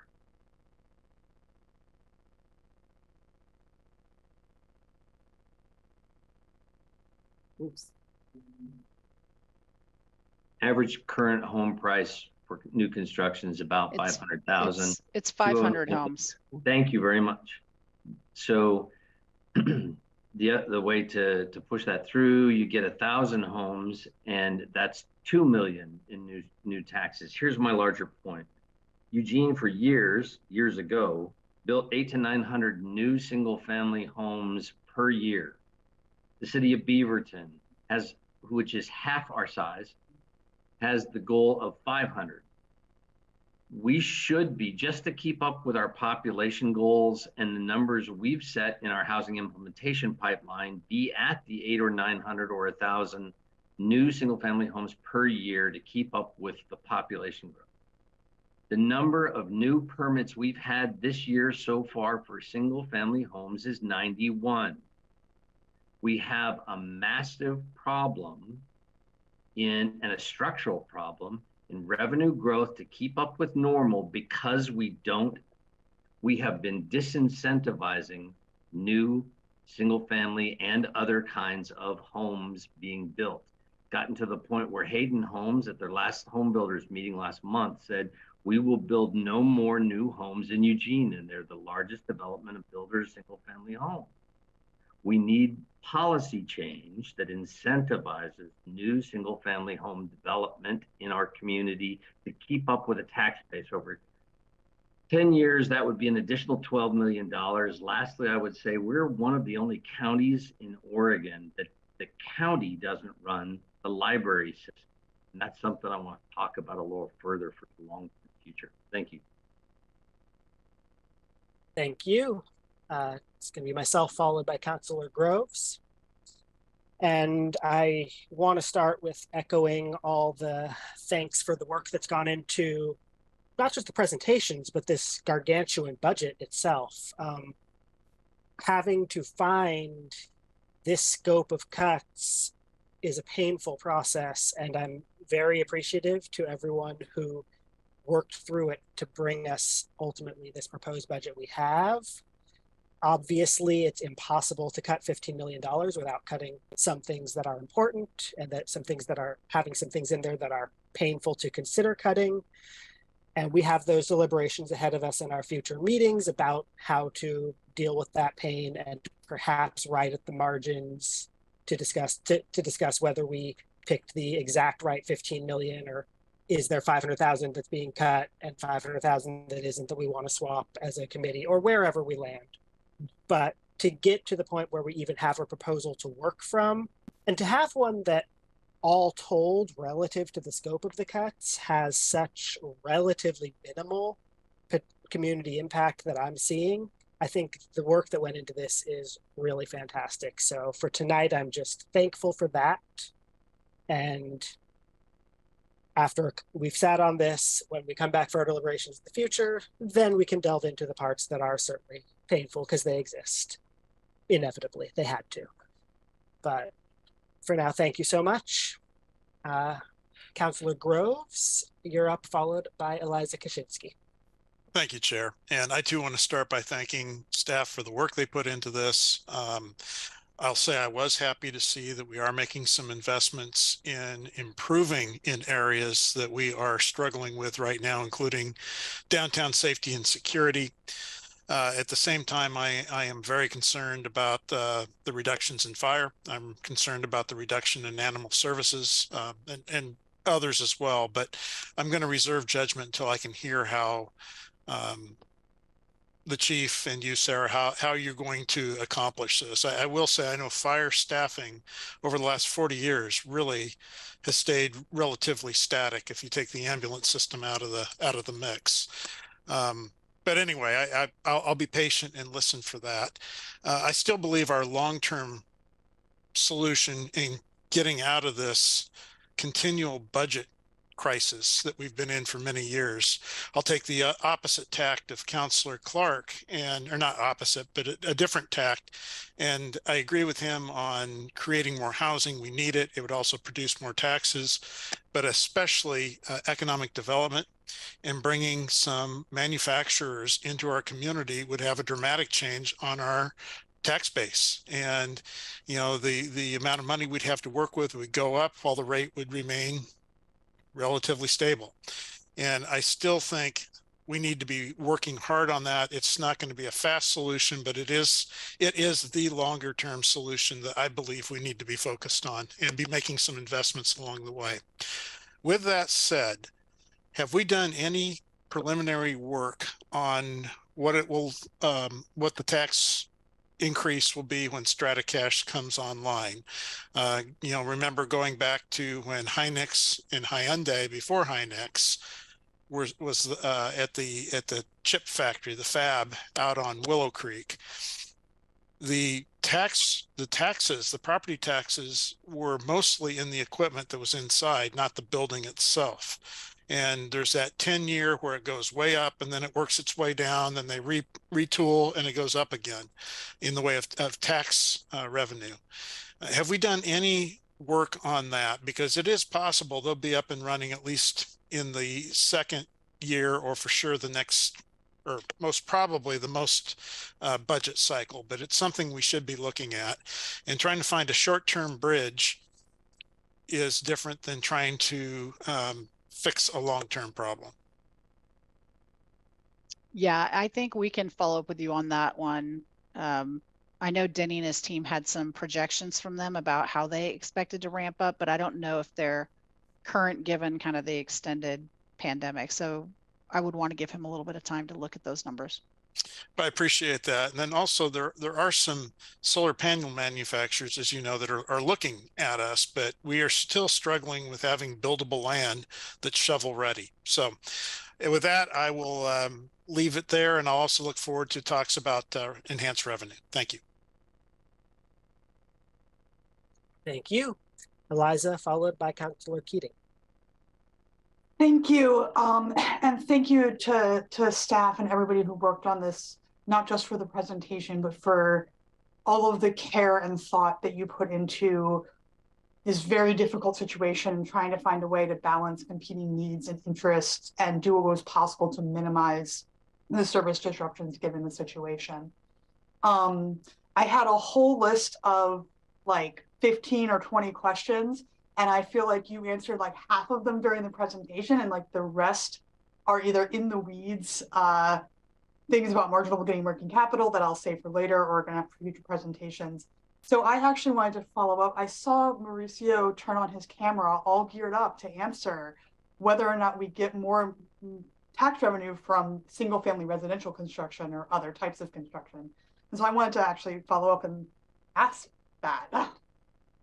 Sure, thanks for the question. I can provide a little bit more detail on how new construction gets added to the tax roll. So when a new property gets added, there's a concept called a change property ratio. And that's something the tax assessor calculates, and it's countywide.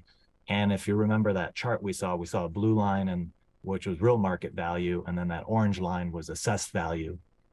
And change property ratio is basically an average of the assessed value to real market value for existing properties, and it's done by property class. So residential is a class, commercial is a class, multifamily is a class. And so when a new building comes online on the tax roll, its real market value is multiplied by that change property ratio to assess what its assessed value is from day one. And then in subsequent years, it just goes up by the 3%. So right now, because real market values have been increasing so quickly, more than assessed value, those change property ratios are pretty low. And kind of real just rounding here, for commercial, it's about 0.6 or 60%. For residential, it's about 0.5. And for multifamily, it's about 0.4. So if a new single family home comes on the market with a real market value of 500,000, its assessed value is pegged at half of that, at 250. And if it's commercial or multifamily, it uses its own ratio. So that's when it comes online. And then after that, it increases by roughly 3% a year. So to answer Councilor Clark's question, he was talking about residential before. That was in the middle of Twyla's range. So about $300 million of residential new construction would equal about 1 million. The reason being its assessed value would be cut in half. So it'd be put on the tax rolls at about $150 million. Thank you. That was kind of, I think, the last time and clarify a point, because I saw some numbers surrounding this that had around the 50% discount. Discount's the wrong word, cut of the assessed value. Is it different? Where does residential that isn't big multifamily or single family homes like accessory dwelling units, middle housing, are those considered single family, multifamily for this purpose? So that's a good question. I might have to reach out to the tax assessor. They have a multifamily category. I know it would include apartment buildings. I don't know if say a duplex or a triplex I'm guessing it's considered multifamily. And I'm guessing residential is probably single family homes, but I would have to confirm with the tax assessor because they make that determination. Okay.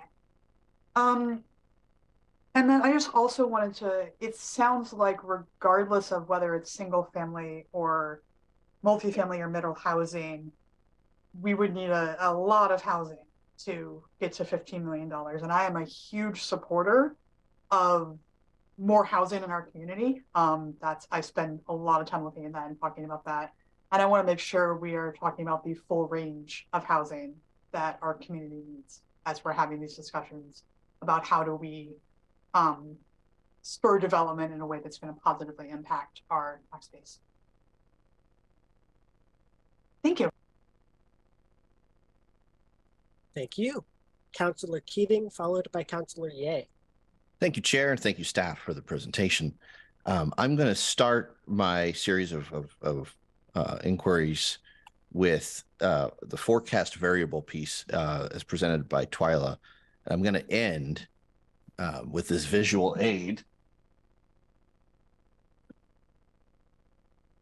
The best visual aid of all time, my rescue Great Dane, Vegas. So like Councilor Groves and like my colleagues before me, I want to learn more and explore the animal services and the contracting out piece of the budget. But first, forecast variables. The local marijuana tax, there's a decrease in the tax because there's a decrease in usage that you presented, Twyla. And in November 2016, voters approved a local tax of 3%. What are our levers as a budget committee making recommendations to council, what are council's levers to increase the tax to offset the loss? Right now with the local, do you mean in regards to the local marijuana tax? I do. Right. So we're actually capped at the amount we can tax now for the local marijuana tax. So that would take action at the state legislature to change the amount we could tax. Okay, that's helpful. We're capped. Property tax collection, the collection rates for fiscal year 2021 and fiscal year 2022 were 95.8% and 95.7% respectively. That's a solid A, but we're also leaving money on the table, around 4.some%. Is that pretty typical for a municipality our size, or are there plans in place, or what sort of creative strategies could we do to collect to better collect the uncollected property taxes? I would say every jurisdiction has, I actually think that's a good collection rate. It's, if you look over time, there have been times it's been lower. We eventually collect that over time, as properties are sold or other things happen, people become caught up. So we always have current property taxes and then delinquent property taxes that we collect each year. So over time, eventually we will collect those. It's just a matter of timing. So I'm not sure if there are actually strategies that we could enact that would change the collection, the current year collection rate for the city. At the National League of Cities conference, there was an interesting symposium I sat in on that talked about some strategies in regards to property tax collection and collection of various fines and fees, et cetera. I'm happy to talk offline about what I learned and connect folks to other municipalities who may be grappling and struggling with the same thing, if that's helpful. The library, well, before you get to the library, are there early separation incentives that are being used as a budgeting tactic in this 2-year priority-based budget? I've been hesitating to give exact numbers. There's only, I think, 2 or 3 positions with somebody in them currently. And yes, my understanding is we've been working to figure out a way to do that that makes it feel good, better. I'd like to focus in on the proposed 9.3 FTE reduction at the library in particular, and just submit that we continue to ask librarians and support staff to do more that they signed up for, often working as de facto counselors or emergency response or security. And I have concern about such a significant pause, but I also recognize that there's been a tremendous amount of work to ensure that folks aren't laid off. So I appreciate that piece. But I bring up the library in particular because I've met this morning with Eugene Public Library Foundation members and members of the Friends of the Library.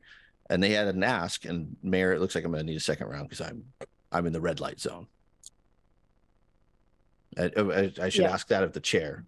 Chair Bruce Zimmerman, can I get a second round, please? And I promise I'll be brief in round 2. And I have Councilor Clark wanting a second round as well. But for now, we're going to move then to Councilor Ye, followed by Zach Mulholland. Thank you. I'm having internet problems, so if I freeze, just skip to the next person. I want to thank everyone on staff who has worked on this. It's incredible work, and we wouldn't be here today to be able to argue about it if so many people hadn't put so much time into doing a new system and in a difficult time. So I really appreciate everyone. Most of my questions got answered, thankfully. My internet cut out in the middle of Mauricio's, so if you already answered this, someone can just email me later or something. But the $1 million that we were talking about, if we had an increase in housing built, is that $1 million after any increases in costs for service delivery, or is that before any costs for those new homes?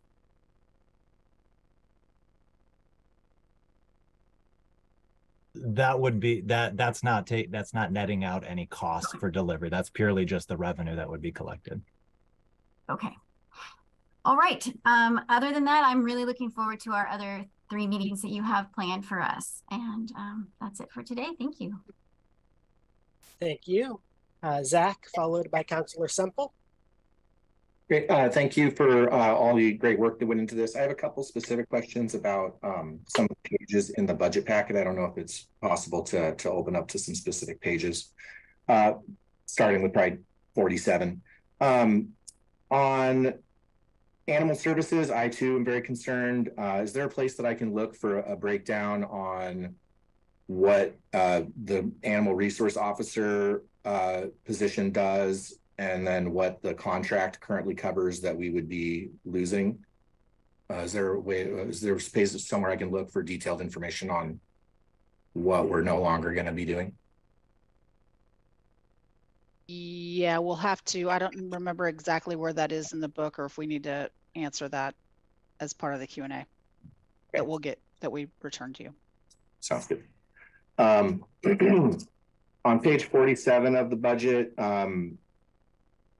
they show the city park and recreation local option taxes ending between FY24 and FY25, and then a big increase in city debt taxes in 25. Is that on the idea that if the option levy does not pass, that we would be picking up those costs through debt and taxes, or am I misunderstanding? No, that's actually, we have the new street bond coming online. So the higher debt is in relation to additional taxes coming online. So the street bond that was approved last November is part of the future debt. The city debt taxes line. There's no impacts related to the levy as part of that. So if the levy passes, would that mean that it would be higher than the $78 shown here? No, because so the bonded debt rate is really related to the bonds that we have on the debt taxes. So the park levy would be under the Parks and Rec local option levy piece. Taxes, the debt taxes really are related to bonds that we issue for things like streets and parks. Why are we showing the big drop then in from FY24 to FY25 for city park and recreation local option taxes? I can jump in on this, Twyla. Yeah, it's actually not a drop. That is intended to show the change from year to year. So if the parks and levy option passes, we would see a jump to $28, and then the next year would be $27. That makes sense. Thank you very much. Jumping forward to page 135, the city's base operating levy, it appears we set it just over $7, but then there's a note that operating levy comes in a little lower, around $685, because of urban renewal fund calculations. Can you explain that a little bit? How does the urban renewal district affect the permanent tax rate, the base tax rate? I'm happy to take this one as well. Thank you for the question. That's a really good question. And it does get complicated, but I'll try and keep it brief and simple. The short answer is it's due to a process the tax assessor does. It's called the division of tax. So we, the city, we get the full $7 on property that's taxable for the city. The urban renewal gets it on properties that are taxable within the urban renewal district. So in order to have consistent tax bills across the city, so if you live in an urban, or if your property's in an urban renewal district and somebody else's is not, you wouldn't want to get two different tax bills. They do a process called the division of tax, and they do a lot of complicated math. And basically what they're doing, they're changing the rate so that when that $685 that gets reduced to gets applied across the entire geographic area of the city, including the urban renewal districts, it's equivalent to the city getting the full $7 outside of the districts. So it's more of an administrative change, if you will. The city is getting the full $7 on property that is within the city outside of those urban renewal districts. Okay, so having the urban renewal district does not lower the effective tax rate for other parts of the city or within the urban renewal district. That is correct. It does not lower the effective tax rate for the city. It's just we have less assessed value to apply the $7 to, but it does not lower the effective tax rate. What would happen, let's just say the urban renewal districts go away, or if they end, there would be more property that's taxable. So we would get the $7 on all of that property. So there wouldn't be this administrative reduction. It would just show on the tax bill $7. So it's more of an administrative adjustment, not an effective adjustment. It's to compensate for the assessed value to make sure that the taxable assessed value gets assessed to the proper taxing district. I might want to follow up with you later just to fully understand that, because I'm not sure I 100% followed. But Sure. And in the urban renewal section of the budget document, there is a more detailed description of this process, but certainly if you have any other questions, we can address those later.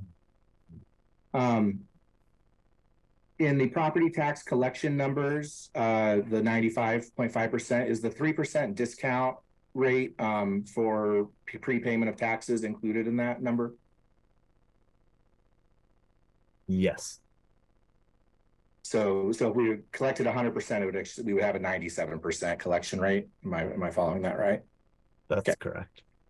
On page 22, it talks about the new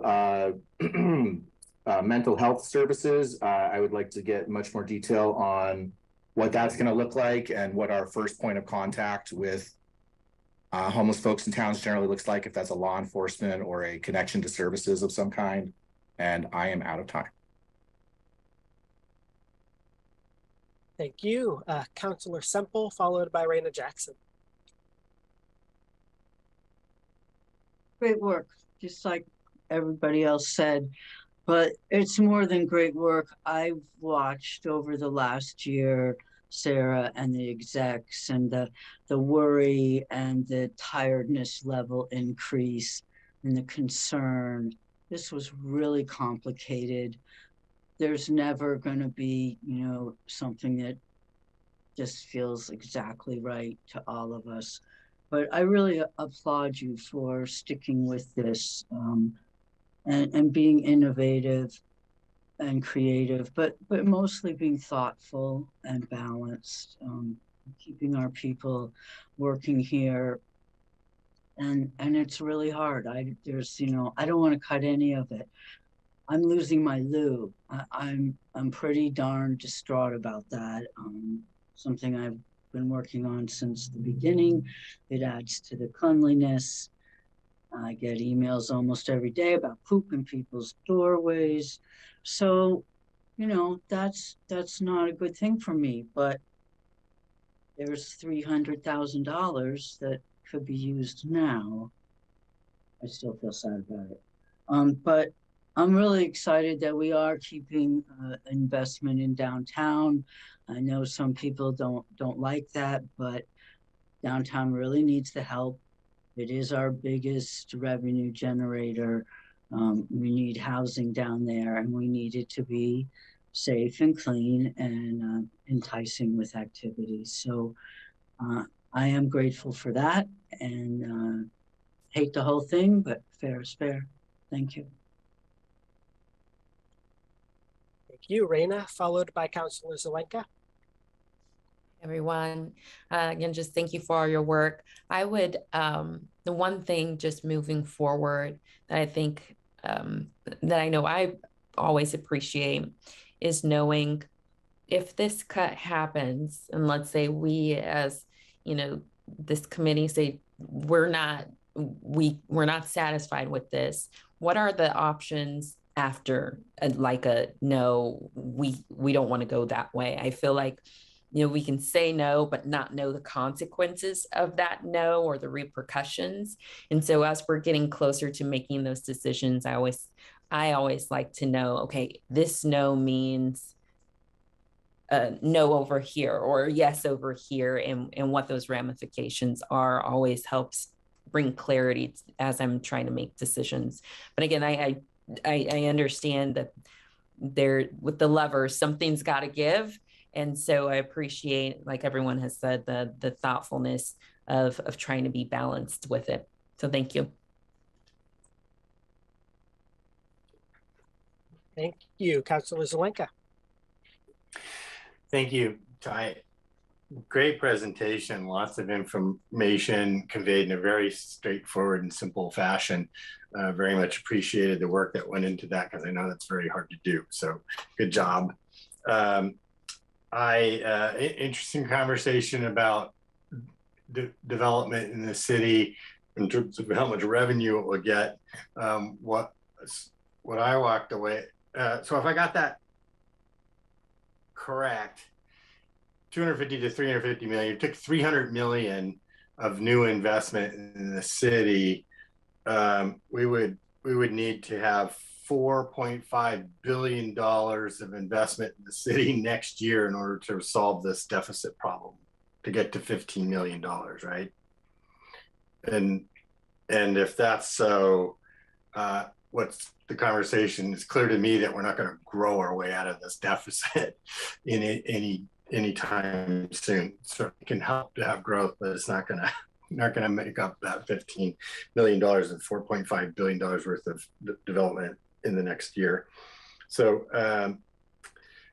that was interesting. I too am concerned about the animal services cut. I'm not in favor of that. Looking forward and eager to looking at what the alternatives are to that. Thanks. Thank you. I was about to say, if anyone else is going to want a second round, please take this time to throw up your hand as well. And in the meantime, as I gather that list, Mayor Venice, do you have anything you would like to add to our? No, I think that I just want to echo all of the Budget Committee comments of gratitude for the work that this really is extraordinary, the complexity of this. And, you know, when you think about how big this organization is, how many pieces there are, how many programs there are, the depth of analysis that's required in order to sort of make these adjustments and figure out what the possible trade-offs were. I think it's really an astonishing piece of work, and then to explain it in such a simple way. After all of those months of work, I'm so proud to be associated with this conversation and the work that you have done.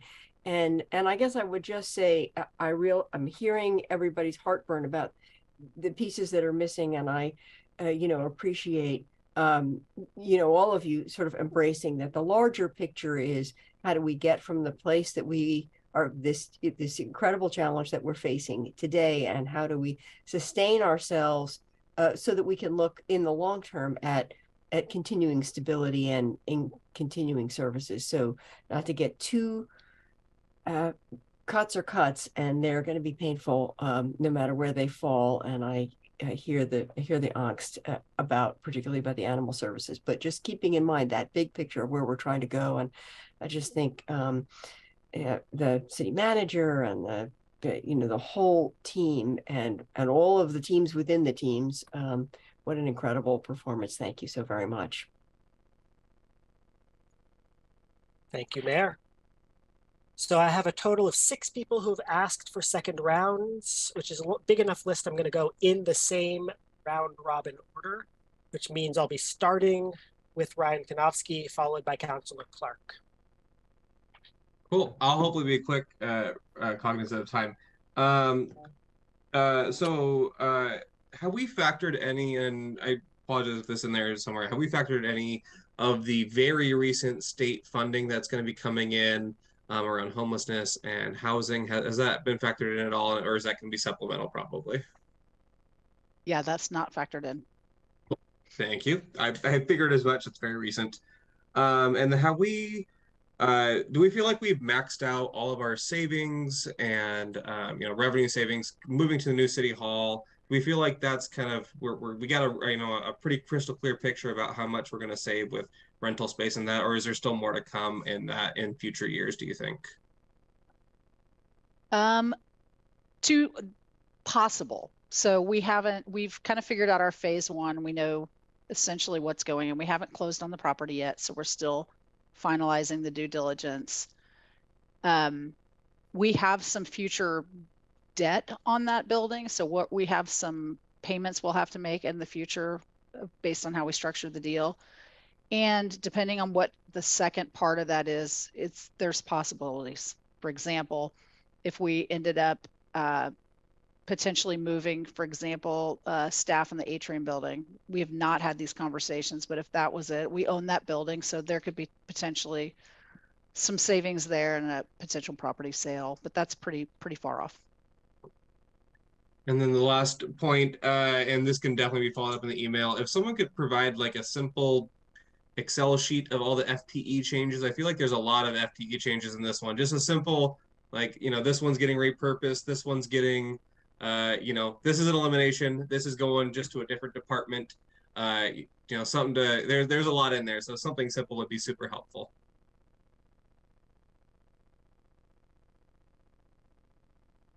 Thank you. Councilor Clark, followed by Eliza. Thank you, Mr. Chair. In response to Councilors Linka and to Eliza, I would say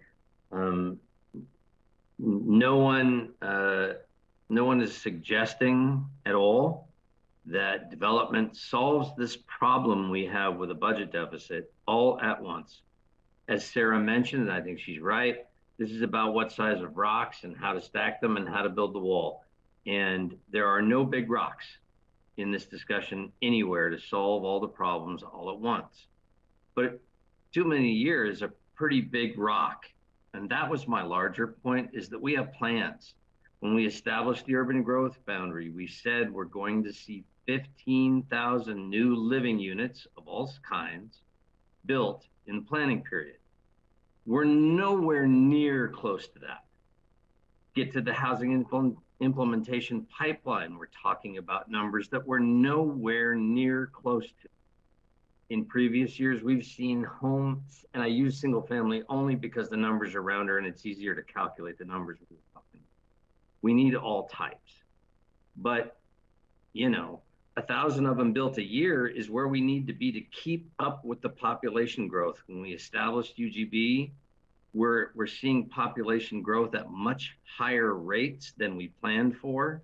And that was saying we need 15,000 new units to serve that number of people moving to our community. And we're nowhere near there. We were looking at, as we had in past years, many years ago, 800-900 new single family units in a year.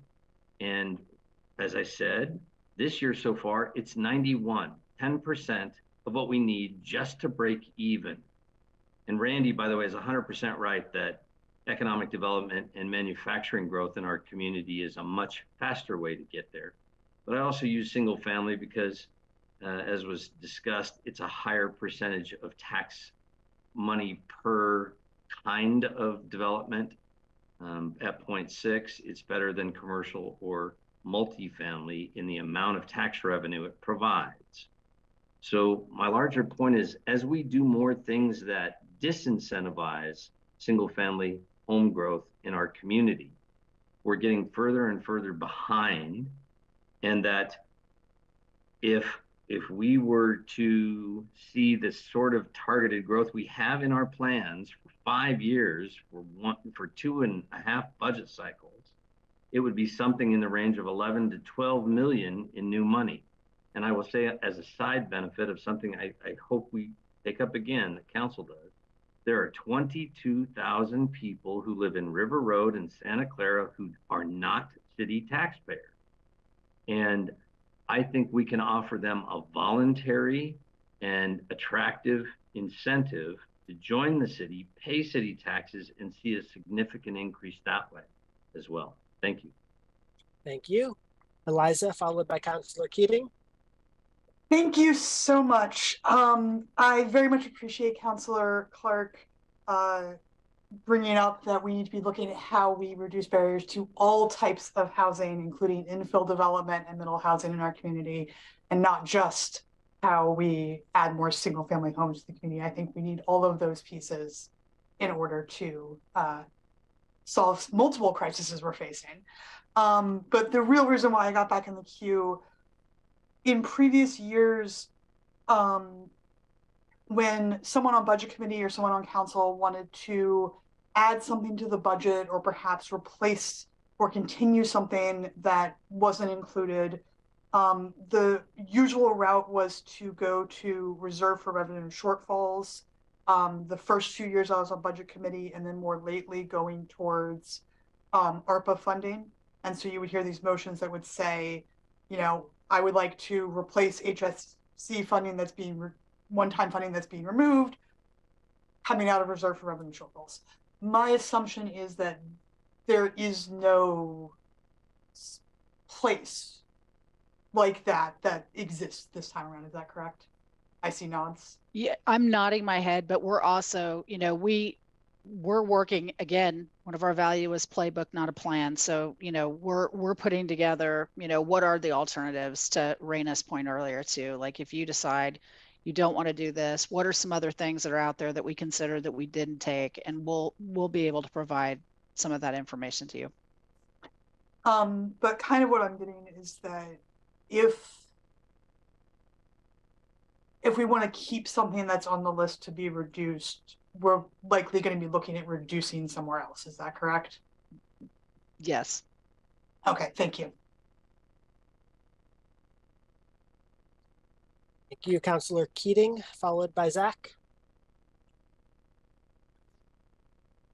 Thank you, Chair. When we last left off, I was talking about the library, and I wanted to know, because I've got an advocacy platform piece asking for $125,000 investment in the Bethel community outreach, or in the Bethel in the library branch in Bethel, and I've sent this to Councilors Evans and Leach. In that Bethel, of course, is Ward 6 and a little bit of Ward 7, and the library, the Friends of the Library and the Foundation are asking for a position focused squarely on youth literacy, and the youth literacy initiative in Bethel.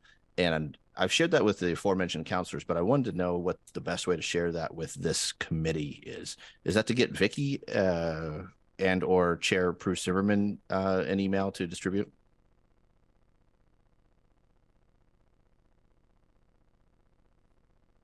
This is also in my wrap-up paragraph, but reaching out to Vicky is almost always the best first step on any type of anything revolving around this committee. Great, thank you. You will get that shortly, Vicky. I appreciate Ryan Konofsky's request for a spreadsheet of FTE adjustments.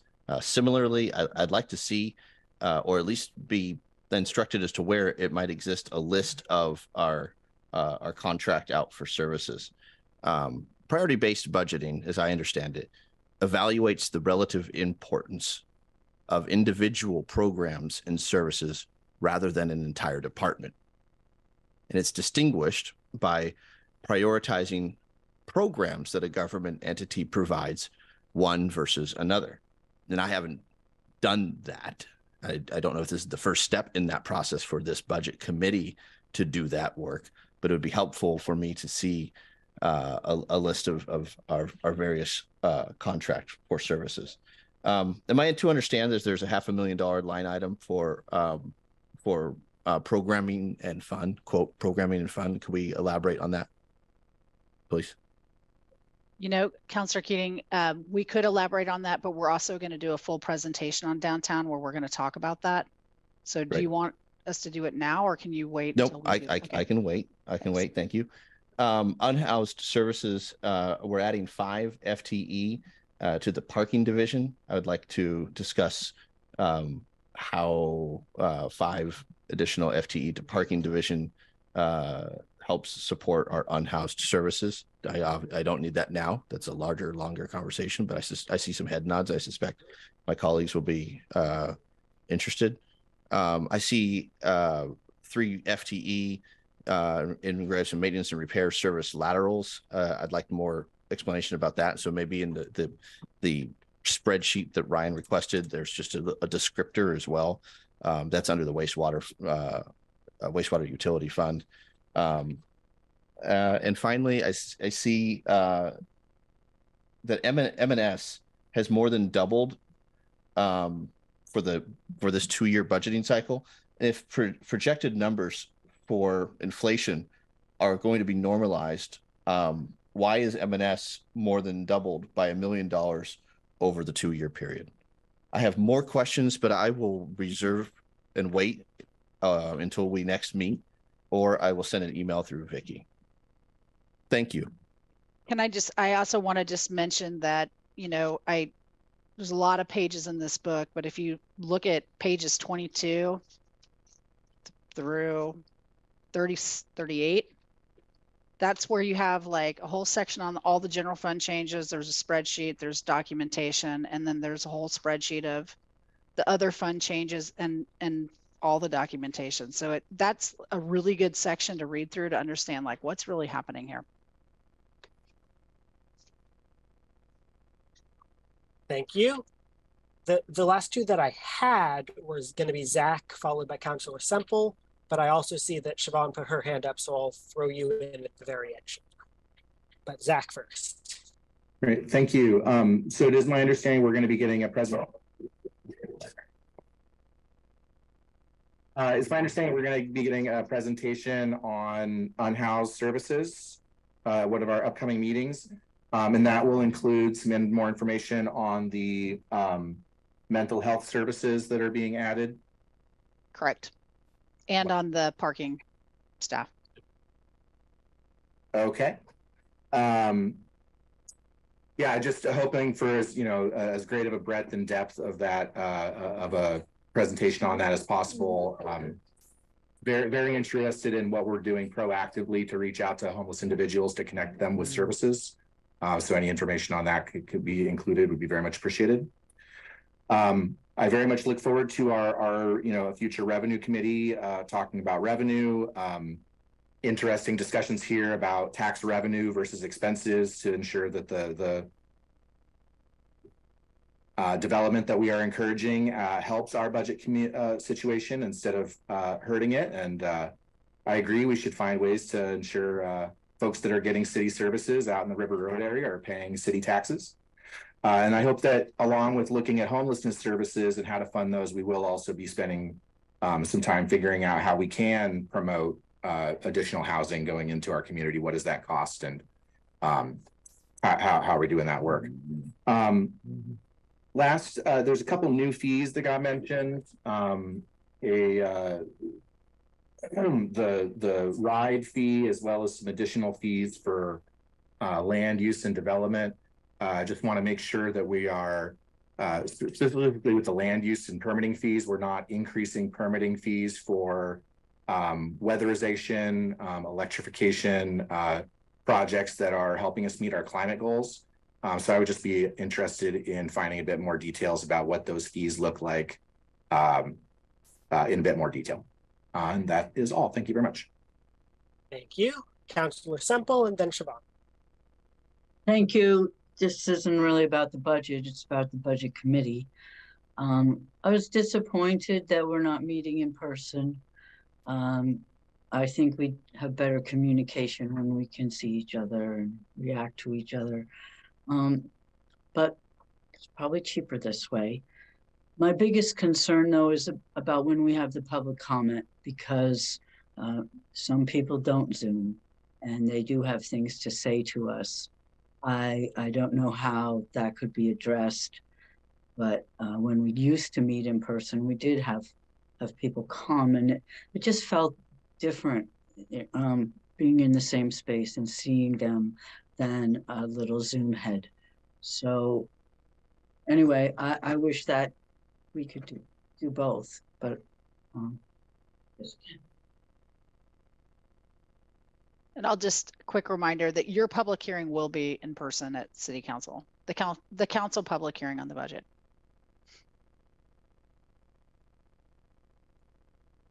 Thank you. Siobhan. Okay, thank you. And just real quick before I forget, I love what Counselor Semple just said about, you know, having it be more hybrid and having some people be able to come in person because not everybody gets Zoom. I am currently with my 94-year-old grandpa, and it was quite a feat to just get him to get online today. So to be able to have both options is really important. But what kind of sparked my hand raise was when Counselor Keating was talking about our library and the library services. And I just wanted to say that I know we're not looking to eliminate any positions.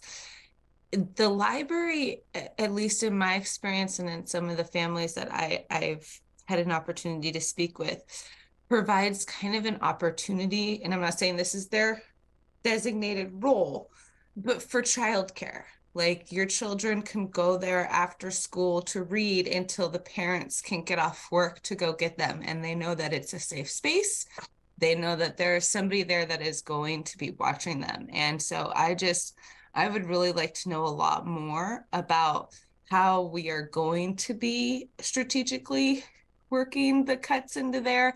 And I would love to be able to know more about how we're going to focus on the children who maybe are on IEPs or are on that title wherever you get the free lunch and stuff, because those tend to be our populations that really rely on these services in order to keep a roof over their head and have their children be safe. So just, I mean, that doesn't have to be happen. It doesn't have to be answered today, but I would like to know more. Thank you. Thank you. And thank you everyone for extremely informative presentations and thoughtful deliberation. I'm going to skip past the minutes approval because we're already a few minutes over. We can do that at our next meeting. But just to wrap up, we've talked about what the schedule is for upcoming meetings. So we have meetings on May 10th, 17th, and 24th. Those all do offer opportunities for public comment through Zoom. And I also heard absolutely the point about that not being a way that everyone can engage. I will have some conversations with staff about whether there's anything we can figure out quickly to do on that front or not. But I do like the idea of trying to increase the opportunities for people to contribute to this process if there's a way we can. Regarding the revenue team, before we leave, any citizen members that want to participate, please email me and let me know that you want to, so that we can have that list for working through the decision process of who ends up on the committee. And any questions that you ever have besides that, email Vicky. And with that, that is all we have for tonight. So at 7:44 p.m., this meeting is adjourned. Thank you again.